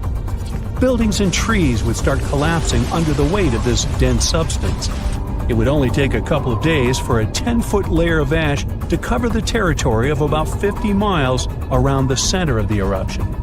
After the ash got into the stratosphere, the temperatures all over the world would start to drop. The eruption would also be rich in sulfur, and this element is an effective sun blocker. That's why it would soon get so cold that there would be no summer in the whole world for the next several years. The monsoon seasons would change. It would be hard for animals to find food and clean water. Well now, how about a gamma ray burst? You don't stumble across this kind of radiation in your everyday life. A gamma ray burst occurs when 2 neutron stars collide. The collapse of a massive star can produce it too. Gamma rays could present a serious danger to Earth. If a gamma ray burst happened close to our home planet, it could rip our ozone layer away. After that, we would be left unprotected from the sun's ultraviolet radiation. Plus, gamma rays could also produce ground ozone. This kind of ozone could seep into the ocean since it's water-soluble, and that would lead to a mass extinction of marine life. Plants wouldn't survive this disaster either. Now, come to think of it, giant sinkholes could swallow entire communities. One of such sinkholes opened up in the city of New York. It pulled a parked van into the earth. That happened in the summer of 2022. And it wasn't the only sinkhole to appear in that area. Local inhabitants reported about 4,000 sinkholes all over the city. This kind of problem is also very common in Florida, and it's much more serious than it may sound. Sinkholes open all of a sudden, pulling down everything and everyone that happens to be nearby. Sinkholes appear all over the world, which makes them a global problem. They're totally unpredictable and form without warning. Luckily, experts know what causes them. In some areas, there are vast areas of groundwater. But during droughts, this water dries up. This creates large empty caverns, and after heavy rains, the surface over such a cavern can collapse, creating a sinkhole within minutes. Now, what if we came across a wandering black hole? You might know that a black hole is a region in space where gravity is so powerful that not even light can escape its clutches. Luckily, the nearest one to us is 1,500 light-years away. Nothing to worry about, right? Until you find out about wandering black holes. Now, things get definitely way creepier. If such a black hole entered the solar system, Earth would be doomed. We wouldn't stand a chance against this space monster. In 2012, 13 wandering black holes were spotted not so far away from our planet. But worry not. Not far away, in space terms, means around 1 billion light-years away. So we've got some time left. Plus, the possibility of such a disaster is very, very low. Another natural disaster we haven't experienced yet is a megaflood. It's never happened before, but the changes in climate do make for a risky potential. It could start, let's say, in California. This state experienced some really bad flooding in the past. One of such floods stretched up to 60 miles across and 300 miles long. If a similar disaster happened these days, it would cause $1 trillion worth of damage. It would also uproot millions of people. Now let's talk about a hypercane. Judging from the name, this natural disaster might get extreme. A hypercane is a theoretical hurricane of unsurpassed power. It would occur if the ocean became overheated as a result of climate change, or because of a massive volcanic eruption. In any case, these conditions could create a hurricane that would stretch way beyond the lower stratosphere. And as you may guess, regular hurricanes don't do that. The hypercane speed would reach 500 miles per hour. The pressure inside would be low enough not to let the hypercane to wear out as quickly as other hurricanes. The hypercane could last for weeks on end. But the worst thing? It could damage or even destroy part of Earth's ozone layer, and the hole could be the size of the entire North American continent. Now, this disaster did happen before. About 66 million years ago. I bet you know what I'm hinting at. Yep, that very meteor that supposedly wiped out dinosaurs off the face of the Earth. This 7-mile-wide space visitor was traveling at 67,000 miles per hour. As a result of the collision, 75% of all life on the planet disappeared, and winter reigned on Earth for 18 months. Want to know a secret? Meteors strike Earth all the time. Even more of them barely miss our planet. But it's also very hard to predict meteor strikes. Scientists miss a lot of them until they just nearly miss us. That's why experts are working on an early warning system that could prevent disasters. It could make meteor impacts less catastrophic, or at least allow people time to evacuate. It could also be our very own sun that would be responsible for another natural disaster. I'm talking about a massive solar flare. On the scale of damage to society, few catastrophes can compare to this event. It wouldn't destroy buildings like a tsunami or an earthquake. Neither would it end lives in the same way a supervolcano or meteor would. But it would cripple our entire way of life by destroying the whole electronic infrastructure of Earth. The cost of this disaster would reach trillions of dollars. It'd cause other infrastructures to fail. Communication, medicine, transportation, banking systems, those would tumble like dominoes, and it would be incredibly hard to recover them. Earth would be left without electricity for years. There would be no electric light, no computers, no phones. Water supply systems would be out of order. There would be no food in supermarkets. There would be no electricity, and people wouldn't be able to reboot the already broken power grids. In 1859, people all over the world woke up in the middle of the night. It was as light as during the day. The skies were illuminated with auroras, red, green, purple. They appeared even in the regions where no one had seen them before, like the Bahamas, Jamaica, or Hawaii. Telegraphs got electrically charged, even though they were disconnected. In many areas, fires started. That was when technology barely existed. But imagine the avalanche of problems a solar flare could cause today. You have friends over for dinner. You set your drink on the counter and go help your friend set out some desserts. When you get back, you notice the liquid in your cup.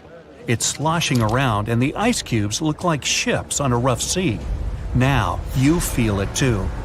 On the ceiling, the chandelier is swinging like mad. Then you hear someone scream, "Earthquake!" The house and everything in it is rocking back and forth. You try to run for cover, but the shaking keeps you stuck in place, fighting to keep your balance. The cabinets look possessed, and glasses and dishes fly out and smash on the floor. The bookshelves topple over, and everything hanging on the walls sways and falls off. You duck under the dining room table, trying not to get hurt on all those broken dishes. Yeah, you've been through earthquakes before, but none like this. Checking your phone? Typical, no signal. You can't believe what's about to happen. The screams get louder, and suddenly the whole house collapses. The biggest earthquake ever recorded happened in Chile in 1960. Disaster came in the afternoon, just when everyone was out enjoying themselves. To cause serious, life-changing damage, you need to have a magnitude of around 7 or so on the Richter scale. This one was 9.5.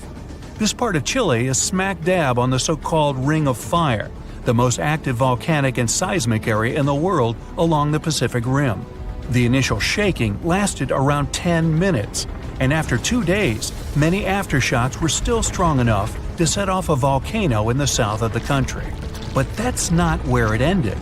The earthquake unleashed a series of tidal waves all over the Pacific Ocean, with some reaching over 80 feet high. The waves and earthquake were so strong that they even affected Hawaii, Japan, and the Philippines.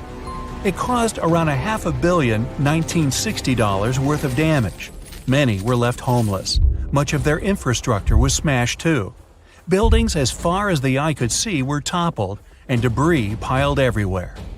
Scientists estimate that this earthquake was so powerful, it shifted the Earth's axis, making our days 1.26 microseconds shorter. That might not seem like a lot, but think about it. Just one natural disaster was strong enough to make time move. Many of the coastal cities were flattened and floods were widespread. The economy spiraled downward. According to studies, if this earthquake happened today, it caused more than $20 billion in damages. So what would happen if an earthquake twice that size hit without warning? For starters, you'd likely feel the effects even further away. Tidal waves wouldn't just hit the coasts of Japan and the Philippines. They would move even further to China, Korea, Vietnam, and even Australia. And those waves would be significantly higher than 80 feet, perhaps double that. That's like 8 giraffes piled on top of each other, surfing your way. If you lived by the coast, you'd notice the waves. If you saw the water recede way back so you could practically see where all the fish call home, you'd know it was time to run. Chances are that a tsunami's heading your way. Say it really happens. You're caught under the wreckage, not knowing what's going on. You manage to free yourself and escape to the fresh air. And you're not alone, because all the houses in the neighborhood have turned into piles of bricks and rubble. The bridges have also collapsed, leaving people stranded on either side. You look around, dust yourself off, and rush to find help. Fire trucks and ambulances drive between the broken-down cars and rubble. You try to make it to your car, but the aftershocks are still hitting, and you're getting tossed to the sidewalk. With all the cell towers down, you can't call anyone on your phone. Your knees are shaking, but you manage to power through. Once you reach your car, you see it crushed under a boulder, like a giant soda can. You continue on foot and eventually reach downtown. It looks as if some giant got angry and knocked all the buildings down. You push forward and try to see if you can find some help. Without warning, your phone vibrates. You check it and see 1,000 notifications about a 20-magnitude earthquake. You're still shaking, but that's all you. The ground is still for now. Uh-oh. You hear something in the distance, racing towards you. To your right, you see tidal waves as tall as buildings charging at you. Still in shock, not knowing what to do, you now come to your senses and run. You don't even know which way to go. There's a tsunami right behind you, and in front of you are broken down buildings with rocks and concrete still falling everywhere. Wait, there's a building that's somehow still standing. You need to get on top of that thing. You reach the elevator, but it's jammed. Not surprising. You bolt up the stairs as fast as you can, tripping on broken glass and plaster, but always managing to get back up. You look out a window and see the water. It's so close. You're nearly at the top. A few more flights and… whoosh. The water forces its way into the building and drags you down at least 2 floors. You can barely see anything. Still, you know you must swim up. But the water keeps forcing you downwards. After about 30 seconds, you manage to swim your way out and continue climbing to the top. You scramble to the top floor and collapse on the roof. You're safe for now. The tidal wave is still going strong, plowing its way through the ravaged city center. Your phone is now waterlogged and useless. You have a perfect 360-degree view of your town covered in water and debris. The ground starts to shake again. Maybe you'll just sit around until this is all over, waiting for the rescue helicopter. But then, a loud explosion that almost breaks your eardrums shakes the ground even more. Off in the distance, smoke is rising, and soon it covers the entire sky. Darkness hides the morning sun. That's when you can see lava shooting up into the air and landing nearby. The lava forms into a river, flowing its way into town block by block. With this much seismic movement and the high intensity of the earthquake, the world's tectonic plates have shifted so that magma is pushing its way to the surface. From the earth, steam begins to vent. Then the heat hits you. You see the magma cover the ground like a blanket, eating up every car in its way. What's worse is that the magma is melting the foundations of the buildings that managed to withstand the earthquake and the tsunami. The buildings in the distance are now sinking and collapsing into the raging lava pool that's replaced your town. One by one, every building descends. That means, the building where you're standing is also swaying. It's about to fail. That's when you see the light. You look up and see a helicopter above in the distance. You wave your arms, run around, jump, anything to get noticed. And it works. The chopper makes a few circles and finally drops you a rope ladder. As you're lifted in the chopper, you take a good look at the world below you as it wriggles around like noodles in a strainer. You land a few miles out and are immediately treated by a doctor in an emergency triage center. You were one of the lucky ones. A year later, the tsunami water has receded.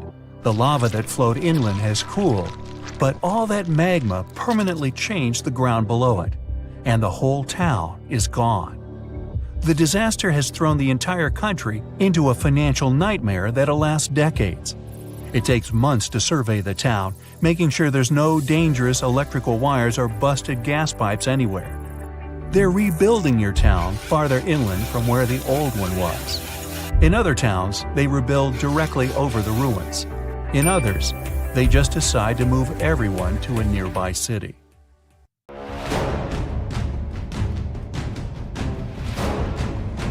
The Boxing Day Tsunami, Indonesia. An undersea earthquake starts in the morning. Its tremors cause a series of tsunami waves. The largest reaches the height of the Arc de Triomphe in Paris. Unzen Volcano Mega Tsunami. A powerful volcanic eruption triggers a landslide from a 4,000-year-old lava dome. It sweeps through the city of Shimabara and reaches the sea, setting off a mega tsunami. The Vajont Dam Mega Tsunami, Italy. A landslide drags 9 billion cubic feet of forest, soil, and rock into the lake. A dark wall of water covers the sky over a tiny village at the bottom of the Vajont Dam. Then, with a deafening roar, the wave overtops the edge of the dam, taking out everything in its path. Mount St. Helens Mega Tsunami, USA. As the volcano erupts, the upper 1,500 feet of Mount St. Helens collapses into a massive landslide. Part of this avalanche plunges down into nearby Spirit Lake, which splashes the lake waters into a series of waves almost as tall as the Eiffel Tower. Alaska's Lituya Bay Tsunami. A landslide caused by an earthquake creates a megawave. It surges over the headland and washes away trees, plants, and soil down to bedrock. Molokai, Hawaii. A third of the East Molokai volcano caves in and collapses into the Pacific Ocean. This causes a tsunami the size of the second tallest building in the world, Shanghai Tower. The waves reach Mexico and California. The Yucatan asteroid tsunami. The asteroid, which is rumored to have wiped out dinosaurs, strikes the Yucatan Peninsula. It creates a mega tsunami, the largest in Earth's history. The first waves almost twice bigger than the world's tallest building, the Burj Khalifa. Hurricane Mitch.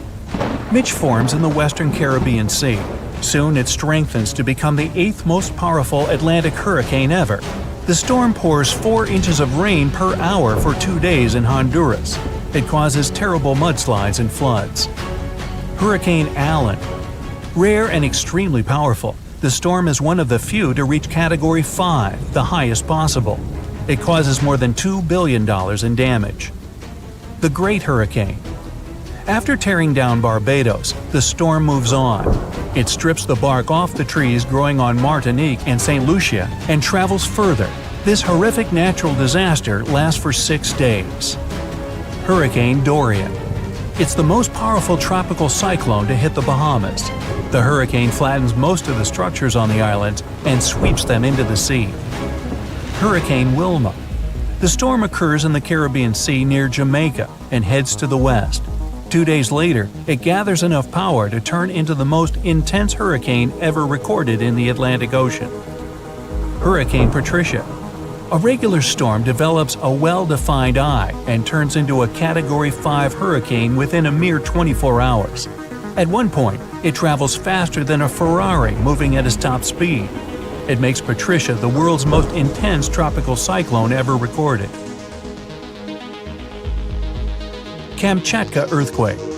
It happens in the early morning 80 miles away from the shores of Kamchatka. The earth tremors produce a tsunami. The first 2 waves are catastrophic, up to 60 feet high. The third one's much weaker. Valparaiso earthquake, Chile. It happens at about 5 a.m. along the boundary of 2 tectonic plates. The tsunami, triggered by the earthquake, wipes out 620 miles of Chile's coastline. Tohoku earthquake, Japan. The first earth tremors start at a great underwater depth. The earthquake is so strong it moves Japan's main island. It shifts the planet on its axis by up to 10 inches and increases its rotation speed. The disaster also triggers a tsunami with 133-foot high waves that travel 6 miles inland. Indian Ocean earthquake, Sumatra. A rupture along 2 tectonic plates sets off an undersea earthquake. It begins at about 8 a.m. near northern Sumatra, Indonesia. It makes the planet vibrate nearly a half inch and sets off earthquakes all over the world up to Alaska. Good Friday earthquake, Alaska. The most powerful earthquake recorded in North America lasts for 4 minutes and 38 seconds.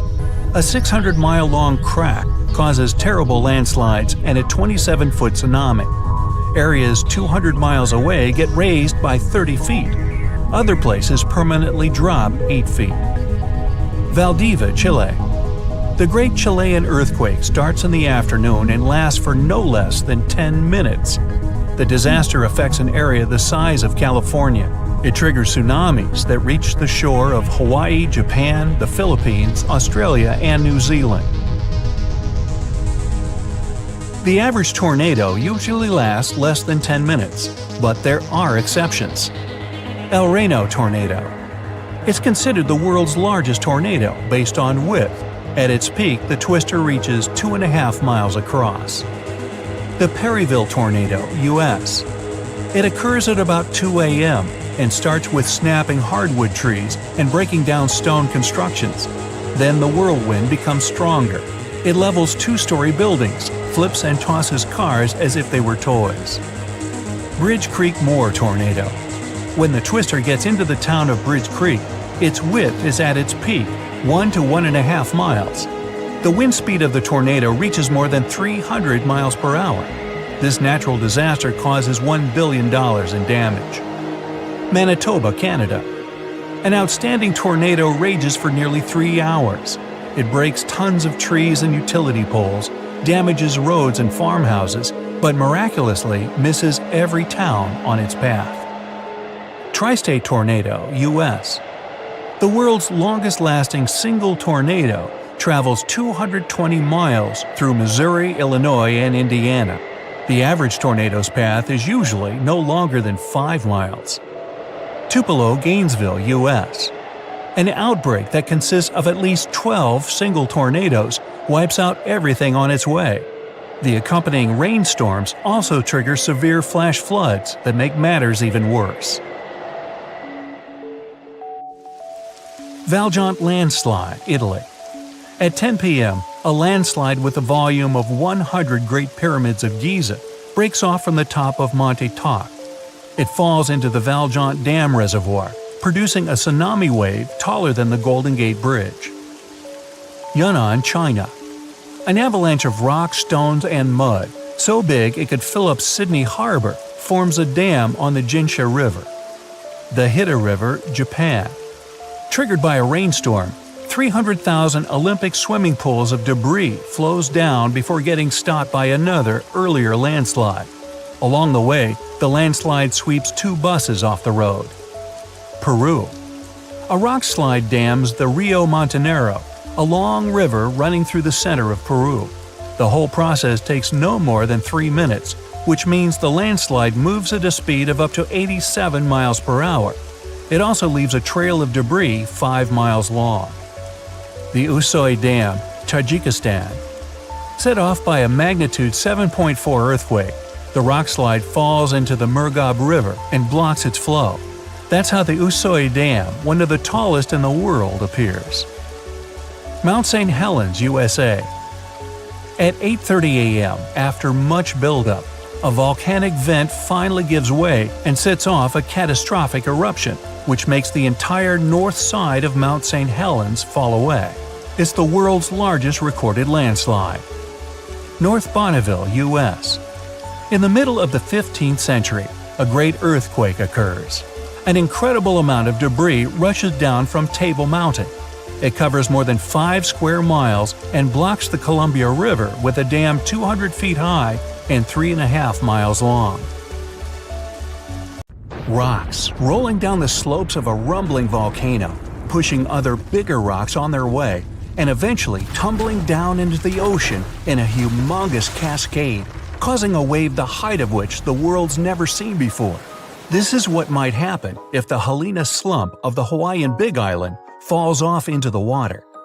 The Kilauea volcano is far from dormant. The latest eruption occurred in 2018. Its eruptions are usually accompanied by earthquakes of different magnitudes, and with each quake, the magma rocks on the slopes of the volcano shift down. These rock formations are called slumps, and the Helena slump is the most notorious of them all. In 1868, the shift of this slump caused a tidal wave rising as tall as 60 feet. But what's most troubling is that some 110,000 years ago, a landslide here led to one of the most powerful earthquakes ever, which in turn led to a mega tsunami of over 1,000 feet in height. Scientists are worried that such an event may repeat in the future. If that happens, the wave might engulf the whole of Hawaii and easily reach both North and South American coasts. Geologists are quick to reassure, though, that a landslide like this is unlikely to occur anytime soon. It's just too early for that. But when it finally does, the consequences will be catastrophic. Have a nice day! Yellowstone National Park in the western USA is world famous for its dazzling views, and especially the colorful Grand Prismatic Spring at its very heart. But we should all stay aware that Yellowstone is, first and foremost, an enormous caldera, basically a slumbering supervolcano. The difference between a regular volcano, like Kilauea from earlier, and a supervolcano is that the latter is thousands of times more powerful. Imagine an eruption spewing tons of huge rock and rivers of hot lava, pumping out clouds of ash that make countries stop air travel for weeks. And now multiply all of this by 1,000. This is what a Yellowstone eruption would look like. At first, a huge area in the middle of the national park would shake, crumble, and then blast upwards in a megaton explosion. Lava flows and magma rocks would cover the area of about 40 square miles, roughly half of Washington, D.C. But the greatest danger is the volcanic ash. The ashen plume would rise miles above and get carried by the wind in every direction. Since the eruption would be far from ordinary, The spread and damage would also be much greater than usual. The ash is thick and heavy, so it would cover a vast area in a blanket, destroying crops and even buildings. Worse still, it would spread in the air and block out the sun, leading to a drastic drop in temperature and an artificial winter. Even regular volcanoes can lower temperatures worldwide by a few degrees. A supervolcano may potentially cause a new ice age. Luckily, the chances of Yellowstone supervolcano erupting in the near future, or at all, are extremely low. There have been only 3 of those in the history of Earth, and there's no evidence such a disaster should repeat. Scientists estimate the probability at 0.00014%, which is lower than the chances of an asteroid wiping us all out. Speaking of which, if dinosaurs could talk, and were at least still alive for that matter, they'd tell you that asteroid threat is as real as it gets. Scientists at NASA say they've tracked 90% of all near-Earth asteroids of significant size, and none of them are a matter of any concern. But there are still the other 10% in the great unknown. What's more, asteroids can change their line of flight because of the pull of other celestial bodies and eventually turn our way. Lucky us. Now, if an asteroid big enough, like a mile across, hits the Earth, it will first cause an explosion powerful enough to erase a dozen big cities in a matter of seconds. Then the impact will raise a cloud of dust and debris that will block out the sun, just like the ash cloud from a volcano, and cause a centuries-long winter on the whole planet. But even if it falls into the ocean, which is more likely, a resulting wave will rise several miles high, washing coastal cities off the face of the planet. But at least there won't be a new ice age. Although scientists are pretty sure there's no such threat in the near future, it can't be ruled out completely, and humanity needs at least 5 years to prepare for this event. If a big near-Earth asteroid suddenly changes its course and turns right toward our planet, we won't stand a chance against it. Disaster movie, anyone? A much more probable calamity, though, rests right beneath our feet. It's the San Andreas Fault in California. The fault has been ready for rupture for years now, and scientists estimate that an earthquake along this line is likely to occur in the next 3 decades. And when it happens, it won't be nice. They expect a magnitude of 8.0, which is comparable to some of the most devastating quakes in history.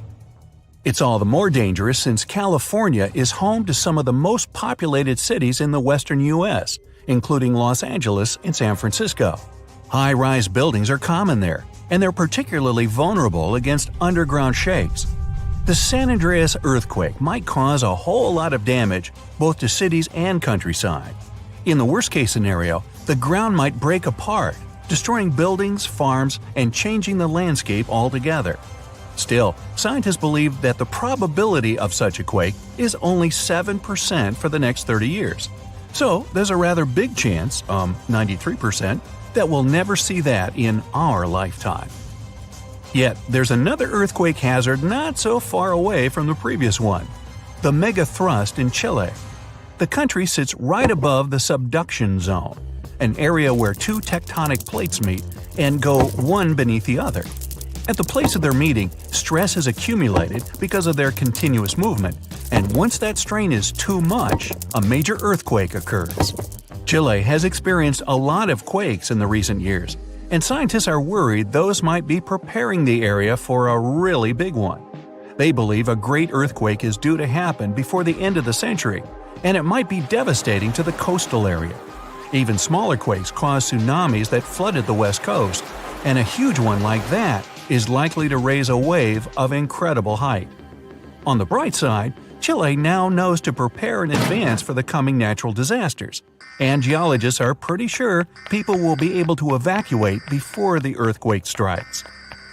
In September of 1859, astronomer Richard Carrington was looking at the sun and suddenly saw a bright flare on its surface. He made a note of it in his records, but only realized how important it was a couple of days later. The energy from that flare reached Earth and struck it directly, causing northern lights to appear above Cuba and burning telegraph lines all around the world. This was dubbed the Carrington event, and it was a solar storm. Such storms hit the Earth fairly often, but none of them were so powerful as the Carrington event. neither before nor after. But in 2012, astronomers registered a similar solar flare whose energy nearly hit our planet once again.